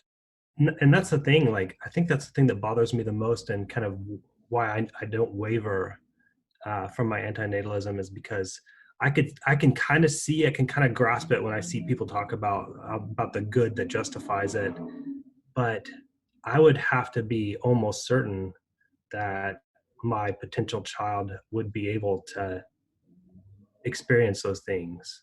Mm-hmm. And if I wasn't guaranteed that they couldn't experience the good things that may come slightly close to justifying it, I feel like I would be doing such a huge disservice to them. I completely agree. I think you can certainly take that position.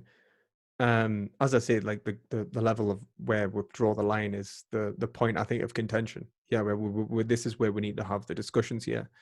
Like, at what point are you rational for risking, the potential harm of a child versus the potential well-being? But I think it's something that we do in ethics all the time.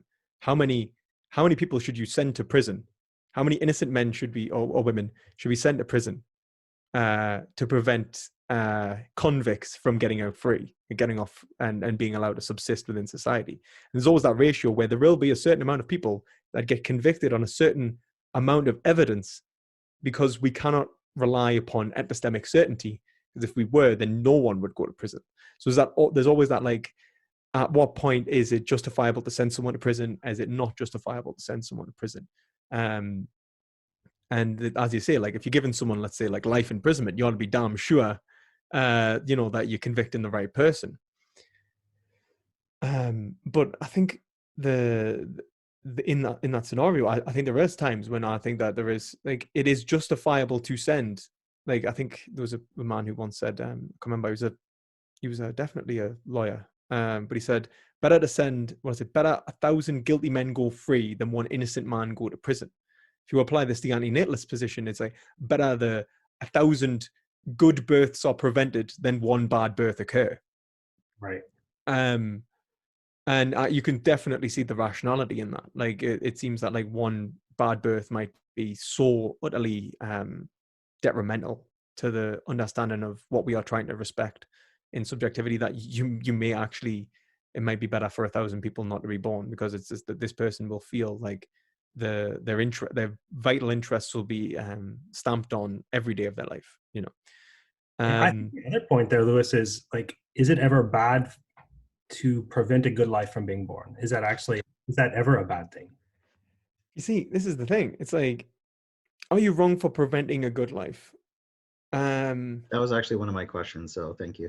Oh, yeah. I think that, like, when we look at it like this, I do agree that, like, it's relating to the individual, obviously, but it's not like, if we were to say in a bubble, like, so we're not just like saying, like, because we could also come into the we're not going to include things like birth rates, death rates, environmental, you know, catastrophes and blah blah blah, someone living a good life versus, you know, also causing, like, I don't know, you know, that breathing causes some sort of butterfly effect that causes a hurricane to hit the coast of Australia and thousands of people die. You know, like, there is like silly, like, a numerous amounts of things that could be considered when we talk about whether that life was justified. But if we just talk about, like, in that bubble, in the act itself, is it okay to prevent a good life from being born, someone that would experience happiness?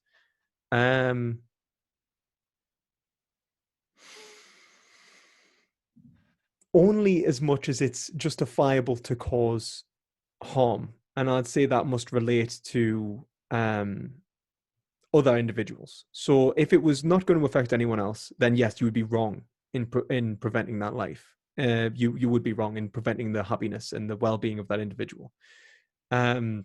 In the expression of subjectivity, simpliciter, that's where you'd be inhibiting, because it would be creating a greater expression epistemically of subjectivity, and I would say that would be wrong. However, if you were to say that, like, having that child will cause me distress, I will have to be a father. That might inhibit my subjectivity. Or you might say that, you know, it will cause suffering to someone else. Then it becomes more complex. But I think that preventing well-being is wrong, is as wrong as causing harm. Well, I think preventing well-being for people who already exist is wrong. No, I mean, in general, like, absolutely. I'd say that, like, preventing the expression of subjectivity to a greater degree is wrong, and preventing and causing the inhibition of subjectivity is also wrong. So if you were to have a child that would live a life of suffering, let's say you're inhibiting the expression of subjectivity. If you're having a child that lived a good life, you are preventing the expression of subjectivity.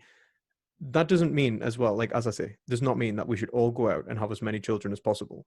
It means that we should take into consideration what best reflects that expression of subjectivity, which includes things like the environmental impacts. It includes the economic impacts. It includes how it affects me, my family, those around me, and the institutions of our society. It includes, like, birth to death rates. It includes a plethora of minutiae and decidera that, like, minutiae that, like, need to be considered. And I think that's really the issue here. Like, people are not considering whether they should have children. Yeah, I'm trying to get my mind around that. So preventing a life of how do you phrase it? Subjectivity?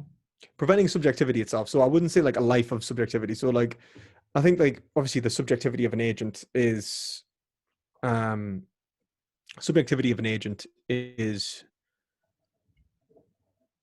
don't know, like, I think that, like, would it be wrong? I mean, like, if you wanted to have children, because, like, I think, like, you're not morally obligated to have children, because then that would obviously impede your subjectivity in the first place.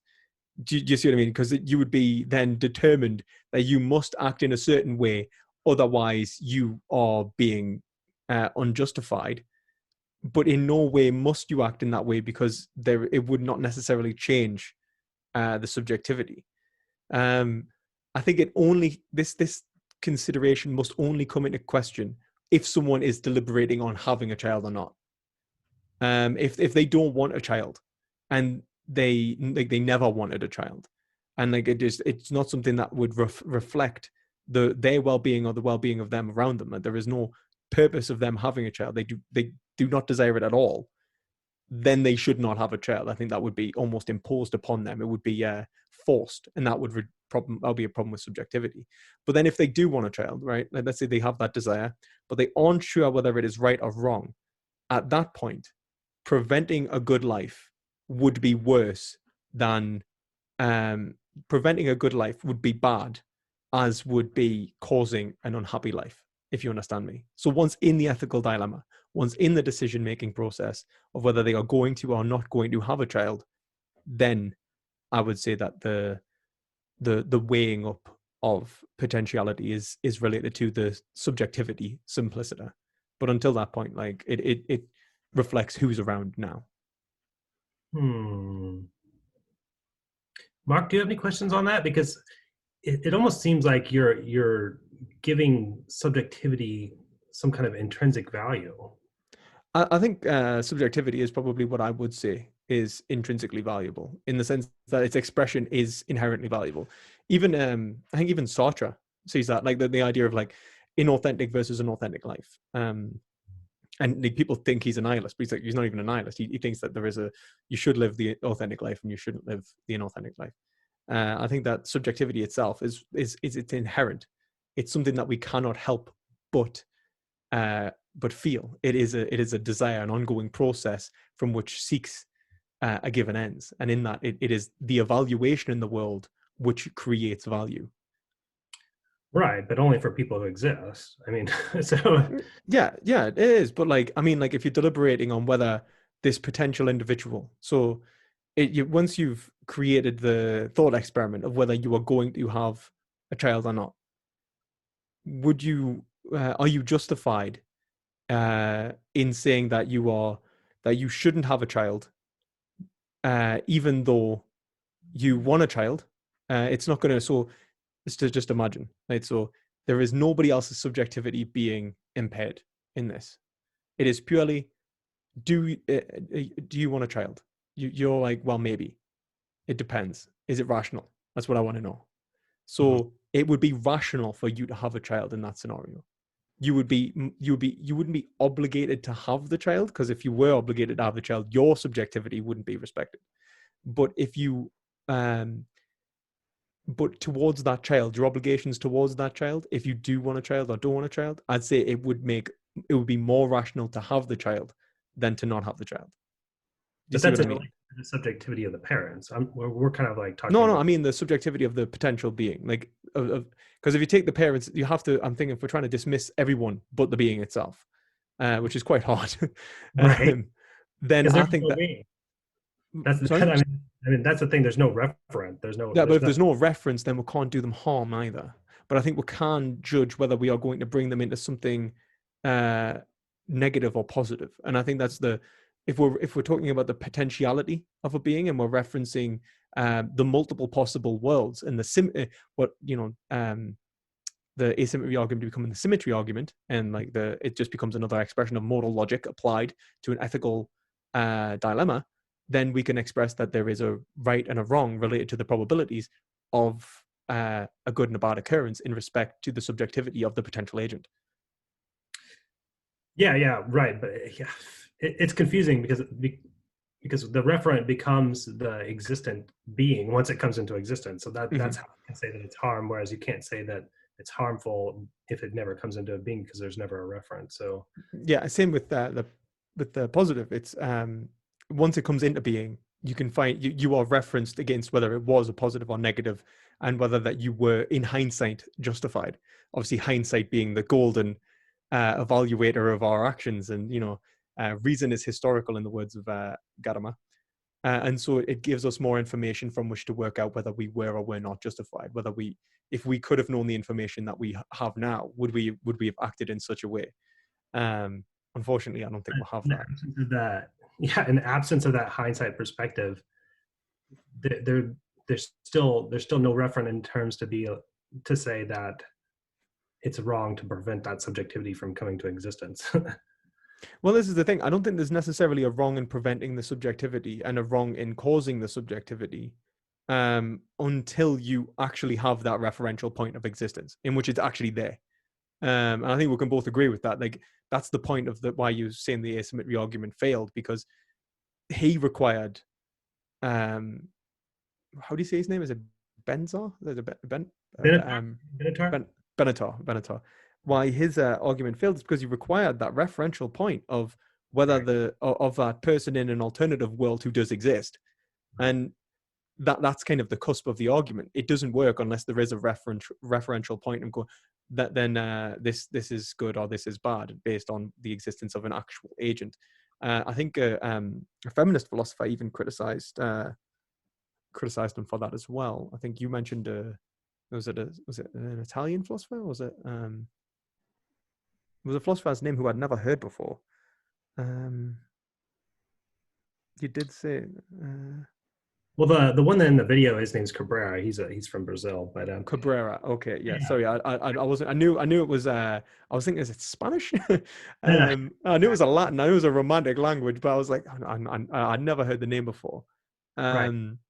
Yeah, so I actually agree with him, and I say like you do need a referent enabled to make that claim, and so in the absence of a referent, there can never be a harm done by preventing it from coming to preventing the supposed person into coming into existence. So then we could agree that you are under no obligation to have or to not have a child. In relation to, like, you are not obligated to have children in all cases. You are not obligated to not have children in all cases. And instead, the only way that we can understand it is to create a possible agent, multiple possible worlds of whether the agent will feel good or bad. And in which case, it's not you are not only obligated towards the pains an individual seeks, but the pleasures. Because even you could have a child that feels no pleasures, or you could have a child that feels loads of pleasures, and these are to be considered in the ethical deliberation.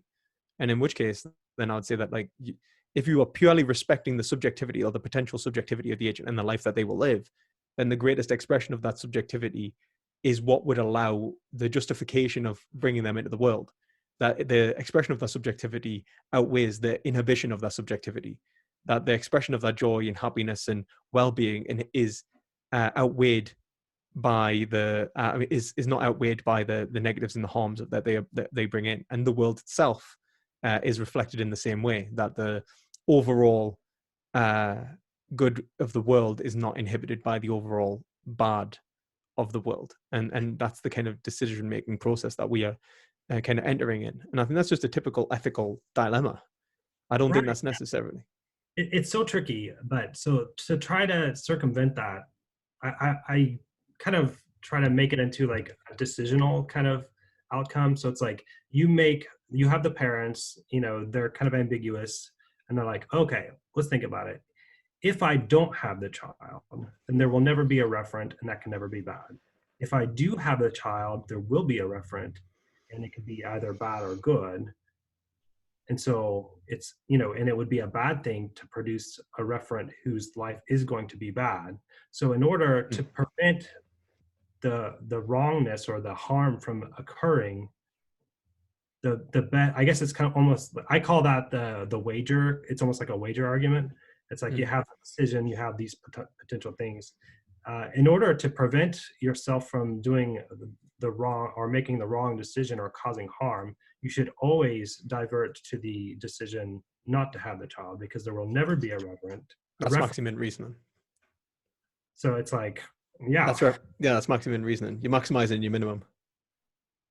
Right, absolutely. But that also, you can make an argument that if maximum reasoning is true, then antinatalism is true. That's fine. But then you're going to have to make that argument of why that rationality supersedes others.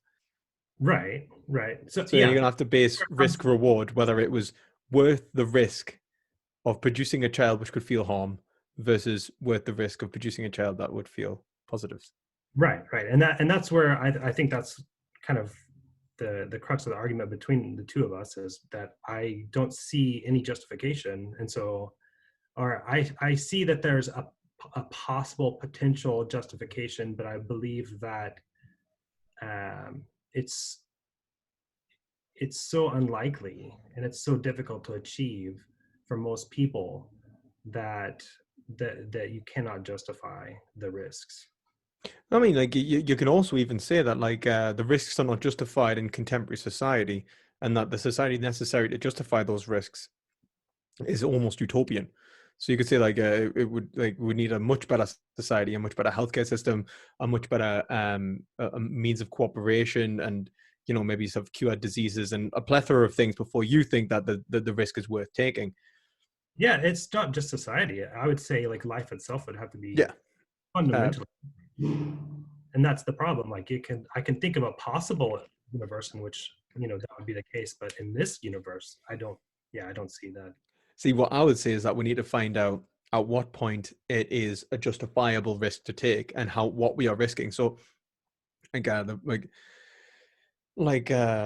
I think fundamentally we should tackle those most important pains to be removed, like the necessities of life, and then we should encourage as well, the appreciation of ethics and existentialism in this respect, philosophy, and try and live lives which are good and not bad, to the point in which we seek higher pleasures and not lower pleasures.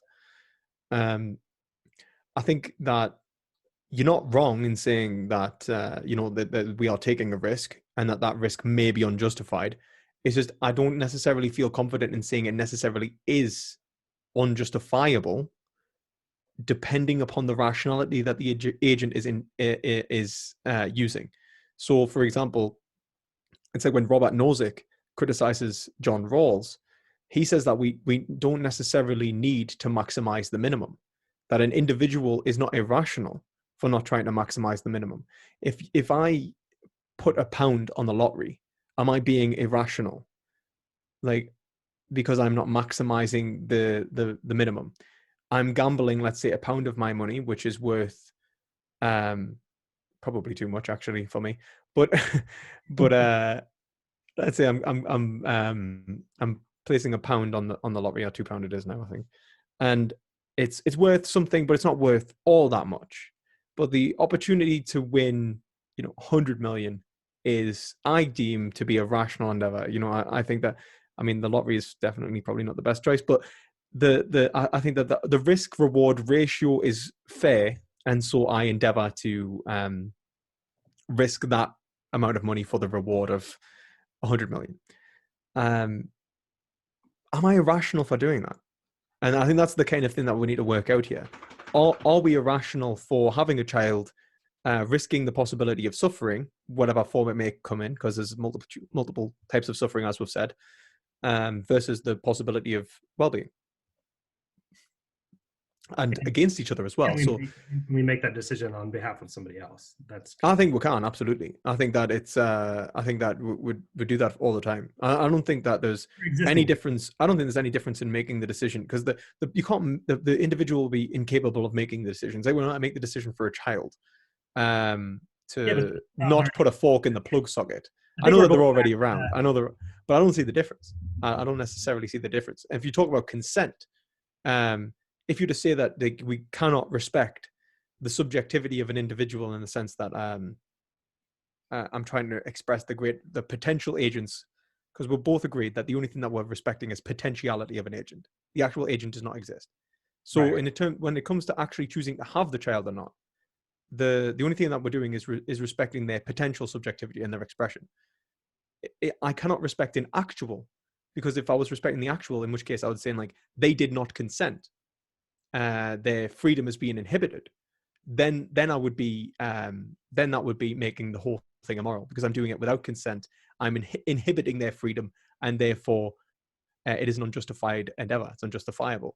But instead, I'm acting to express the potential agent's subjectivity, or in both cases, whether I have them or don't. And I think if that is the crux of the decision-making process, I don't see how consent can be an issue, because you cannot say that someone would not consent to maximize their own subjectivity. It would be they'd be like, I do not consent for my ability to consent. I do not consent for my ability to be a free agent. Yeah, I see your point there. It's just I think we're gonna go around and around on that point. So in your video, Philosophical Overview of Antinatalism and Common Objections, well, in general, so you talked about anti-frustrationism with, I'm going to pronounce it wrong, Figge? Like Fega? Yeah, Fega, something like that. Yeah, it was like Schifrin and Figge. You said you had things to talk, because that was resembling Gary's argument, amend him, about there's no need to create need from no need, I think is the way of phrasing it. And but you didn't create a new video about that. So what were your thoughts on that? Like, are you in agreement, disagreement? What's your thoughts on it? Yeah, I don't think I've actually thought much about this. Okay. It must have been just like something that was kind of like turning around in my head at the time. So yeah, unfortunately, I'm not going to have anything very insightful to say about anti-frustrationism at the moment. So you're just like neutral, like you don't think it's a bad argument, right? I just don't agree with the frustrationism in general. Like, yeah, I just don't agree with that formulation of ethics in general. So Okay. I think the idea of it is quite appealing, actually, because I mean, talk about frustration, talk about like, well, the frustration of subjectivity and the will, which is essentially the crux of my my argument. Yeah. So I would say that like ultimately it depends on whether the frustration was greater than the expression of subjectivity.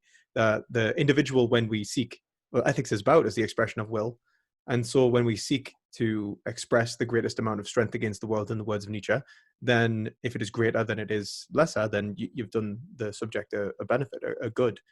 If you're to say that they live in they will now have frustrations and liberties, and that those frustrations are not justified, then I would say, then why are you if you respect subjectivity itself, you don't respect just simply a negative experience, and that it's just a repositioning of an asymmetrical argument, yeah, where it's trying to consider a negative in another form without right. considering the positive. I guess yeah. I guess I just disagree with the whole idea that like subjectivity is what's reducible. Like that's the like fundamental value.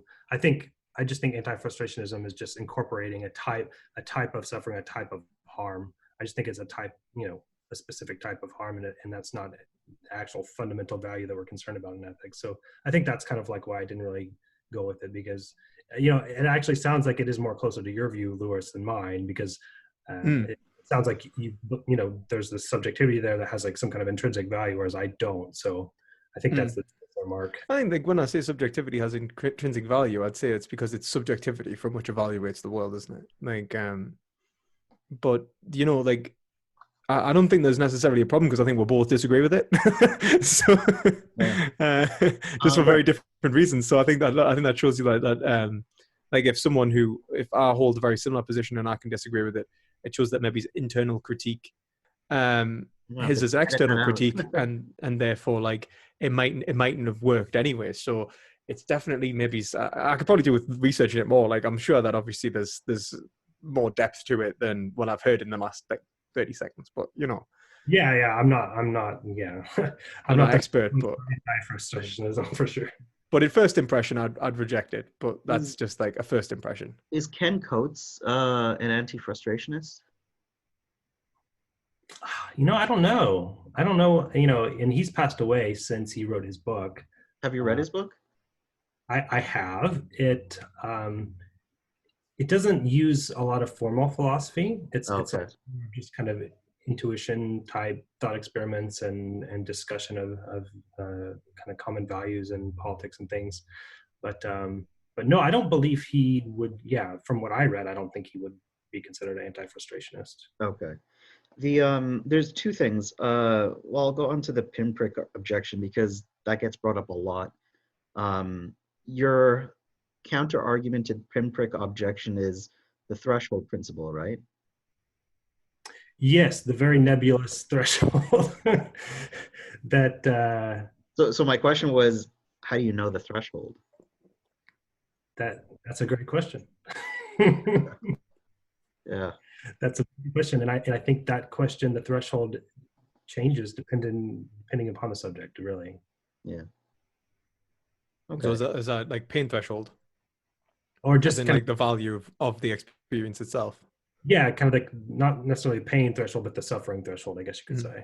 I think that the most rational position to hold on that would be to assume that humans do have an ontologically common experience. That you are the same as me, and that you're a subject, and that we also have that ontologically considerable features like our ability to feel pain and pleasure and blah blah blah. Mm-hmm.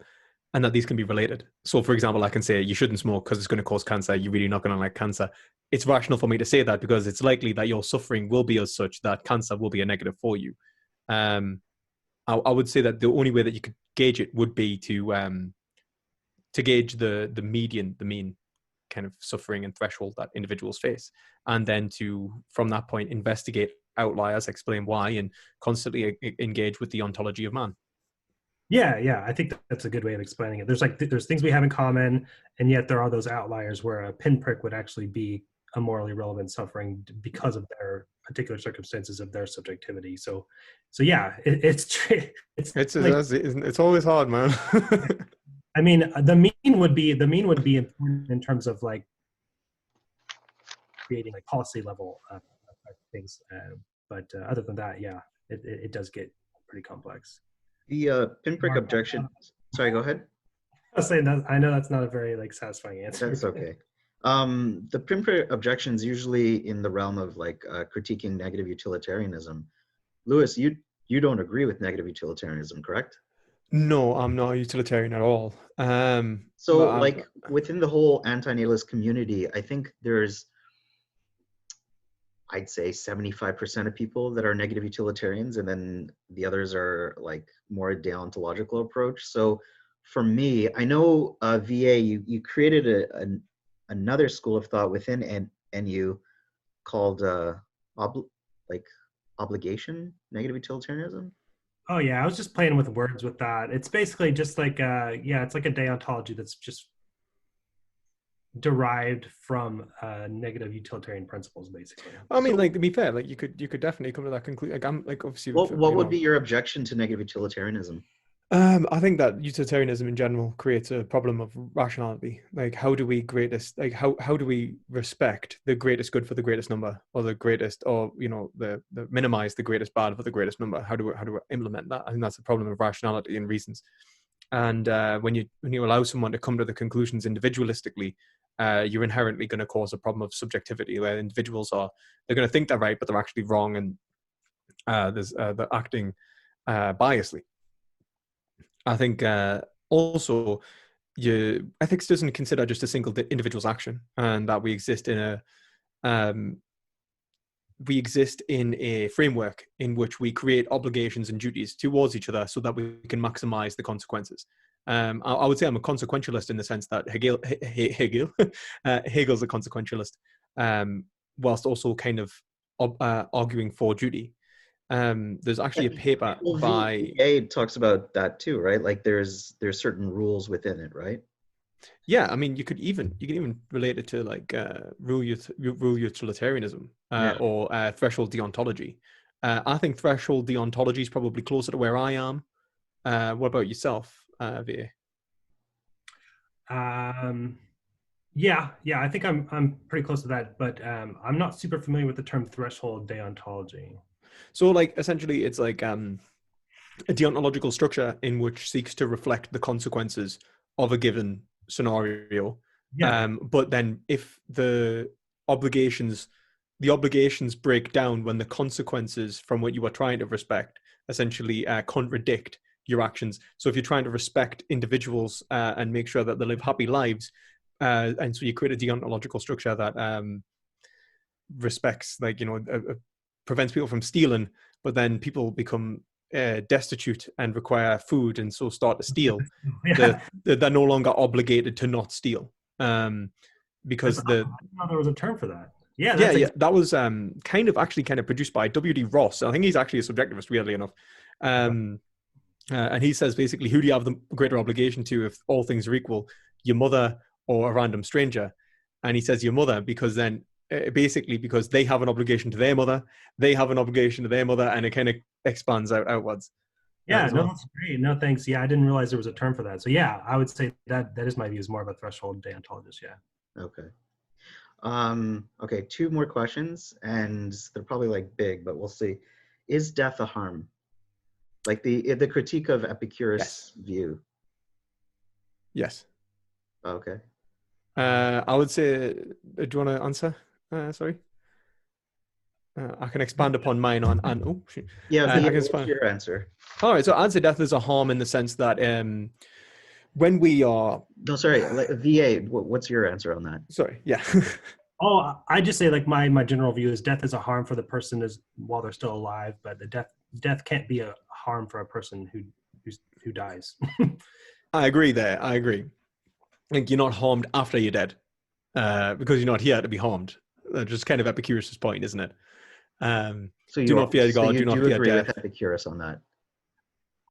You see, I- I don't agree with Epicurus in one respect. I think he's right for saying do not worry about death, because when you're dead, you're not going to be here to worry about it, right?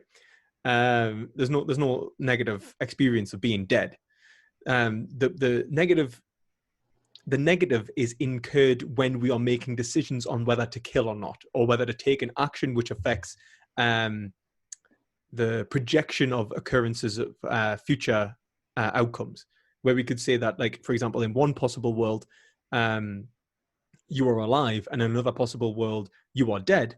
We may conclude that the difference between the worlds is what gives us the information to say that it would be better if you had lived, or better if you had died. Better to be dead than in excruciating agony and then hence euthanasia. Better to be alive if you're going to live a happy life and experience the greatest expression of your subjectivity. So Epicurus is right in the sense that once you're dead, it's not a problem. But when we are considering death and how it affects each individual, we should remember that death is primarily an inhibition of that subject and their subjectivity. So it must take into consideration their expression of their subjectivity as being, will it be expressed in a positive account or in a negative account? And in which case, should we, should we harm people? Should we kill them? Should we not? Should we kill them? Is it a harm? Should we kill them? Is it a good? Euthanasia may be a good, murder may be a harm, and that's kind of how we need to consider it. What do you think, VA? Yeah, in a roundabout way, I think, yeah, we're basically in agreement with that. Of course, like going back to that whole idea, like subjectivity. Yeah, I'm still kind of wishy-washy on that. But basically, what it just comes back to what I already said. Death is a harm for the individual who is living for many different reasons. Death can be harm to others, but death for the individual, before they're dead, it's a harm. After they're dead, it's not.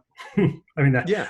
Yeah, you can even say like the idea of death is a harm. So like you can say that the idea of like if you're projecting your own life outward, then it's a harm. And some people try to make this point on animals. I'll say like I think Magnus tries to make this point on animals. Where he says an animal cannot see its future because it's not it hasn't got like a temporal sense because it lacks language. Quite a clever. Quite a clever little move it actually tries to make. So if you were to commit a painless death, it could not have had an interest in staying alive because it was not projecting its interests outward. My response would be that when we are considering how we ought to behave and how we ought to respecting individual, we do not respect the concepts they hold within their minds of themselves, but we respect the individual themselves and our concepts of them within our decision-making process. We respect the potential agent as being alive and dead in our judgments, not in their own. So just because an animal can't foresee life without their existence doesn't mean that life without their existence does not harm them in one way or another. Not life without existence without their life does not harm them in one way or another. VA, you're when people bring up whether or not, if it's a bad thing to deprive people from coming into existence because of the goods, I think like in your video about the philosophical overview, I would just want to ask, why don't we have an obligation to produce happiness? That's a good question. For one thing, the nature of subjectivity is such that, for one thing, we'd never be certain whether or not we are actually producing happiness or are suffering in somebody. And another is, especially not de novo, like creating happiness out of nothing. We have, obviously, I don't believe we have any obligation to do that.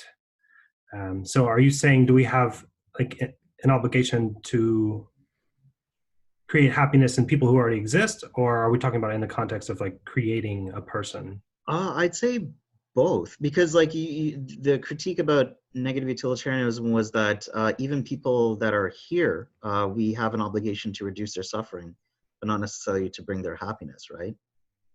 And I still don't understand how that works.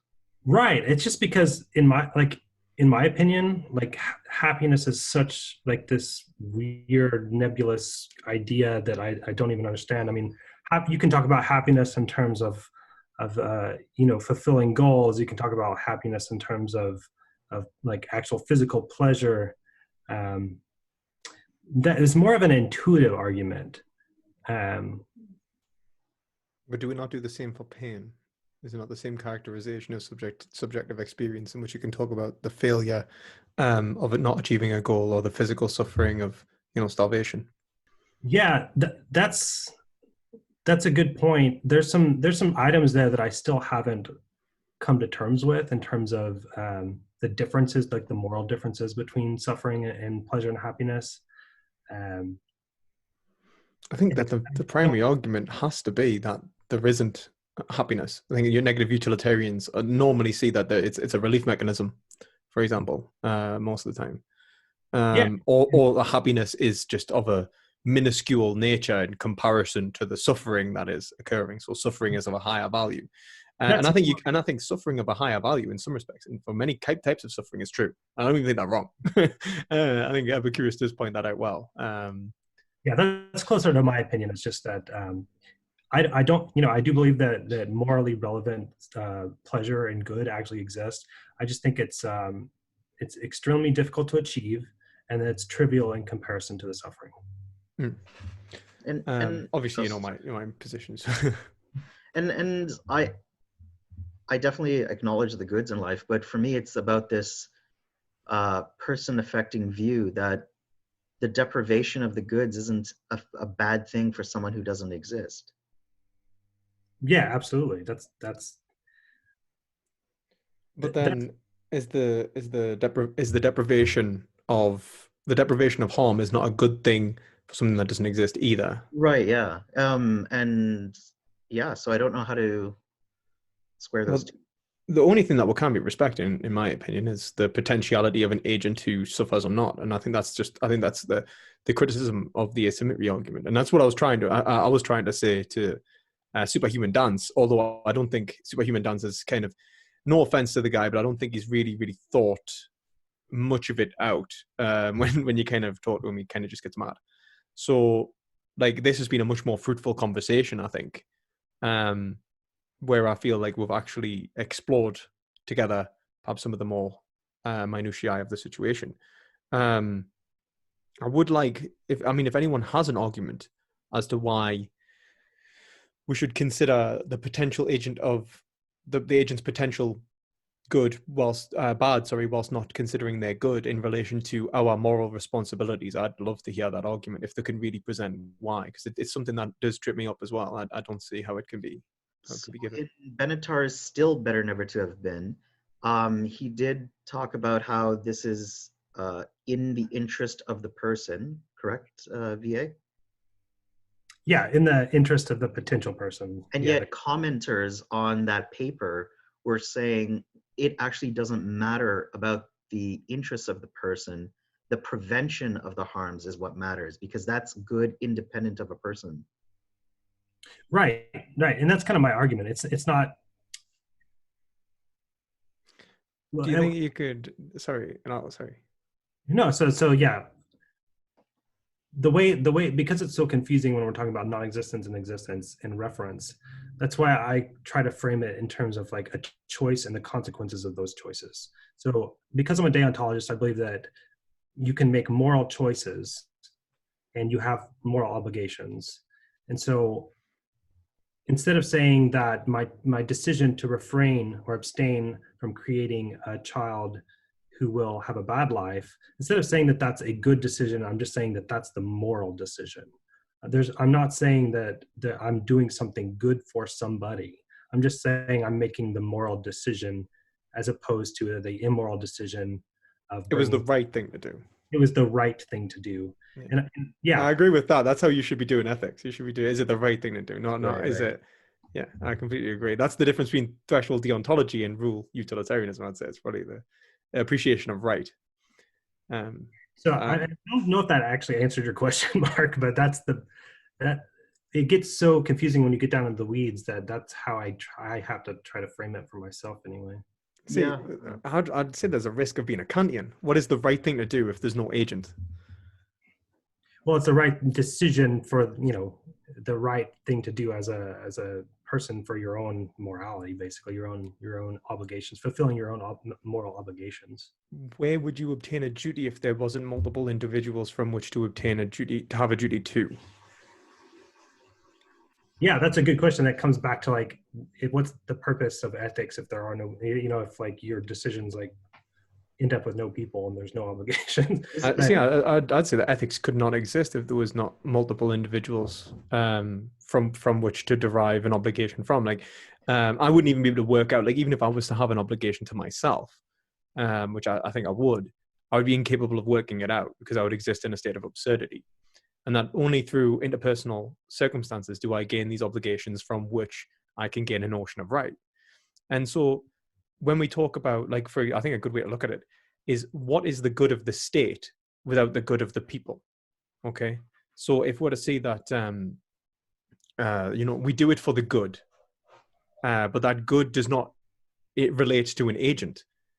Well, then we're not doing it for the good, because there is no good, because the good's related to the agent. The good of the state is the good of the people, and the good of the people is the good of the state. That's the idea that's supposed to be a kind of circularity, a hermeneutic understanding of the abstract universal concept applied to the individual particular scenario. And this is the problem that Kant makes, where Kant says, he talks about these abstract, almost a priori notions, but then it must have a reference point within humanity, within the nature of being. Because if it was purely rational, then it wouldn't work. And I think his own work kind of shows that. So you get people like Hegel come around and he says, well, what we're obligated to do is express subjectivity. And in which case, the only way that you'll be able to determine whether something was right or wrong, the first thing you consider is is it right or wrong to bring an individual into the world, reflecting the subjects that are already here? And if it's not right or wrong, let's say it's morally ambiguous, then the next stage of consideration is it right or wrong to bring this individual in the world? How will the world be different here if we had three possible worlds where the individual is brought into the world, the individual isn't brought into the world, the individual's brought into the world and they're happy, the individual's brought into the world, they're unhappy, and the individual isn't brought in the world? Which possible world is the greatest? And in which case, we're still reflecting subjectivity simpliciter, but that potential individual is then taken into consideration. And I think that's probably what we do. And I think that without respecting individuals, without respecting subjectivity itself, then you're just creating an ethical system from which doesn't correspond to reality, in what I think Vico calls a perverse philosophy. Yeah. We should probably wrap up, and just if either of you had any closing statements, and then Oh God, no! I think you've heard us talk enough, haven't you? No. I actually really enjoyed the conversation. Louis, it was really nice talking to you. I actually learned something about my own view today, which is awesome. I really appreciate it as well. I feel like it wasn't until antinatalism kind of started becoming more apparent, especially that I even questioned whether it was right or wrong to have children. And then it just shows that there is things that we just do not question, that are implicit beliefs, and you don't even think, could someone be wrong for having a child? Are they doing them a disservice? And I think it's something that I think needs to be talked about more. I think 100%. And I really appreciated this conversation, because I feel I really feel like it was a respectful conversation. I feel like it was in depth. I feel like you've clearly got a philosophical background or something that would just allowing you to engage with detailed topics. I don't know if you just read philosophy in your spare time or if you've studied it, but it seems like you studied it. And but yeah, I think it's been insightful. Cool. Yeah. I think the thing for me to go forward is to really try to do some more in-depth thinking about the moral value of pleasure and happiness and the good, and how that relates with our behaviors and our obligations. Because that's one thing that I still don't have a good grasp on. And I think that may actually be one of the most important things that we're talking about here. So, I think we all need to do more meta-ethics, man. I think it's just forever. All right. Well, thanks again for coming, and have a great weekend. Yeah. Thank you, guys. I hope you have a lovely night. Yep. Thank you. See you guys. Bye. Bye. you.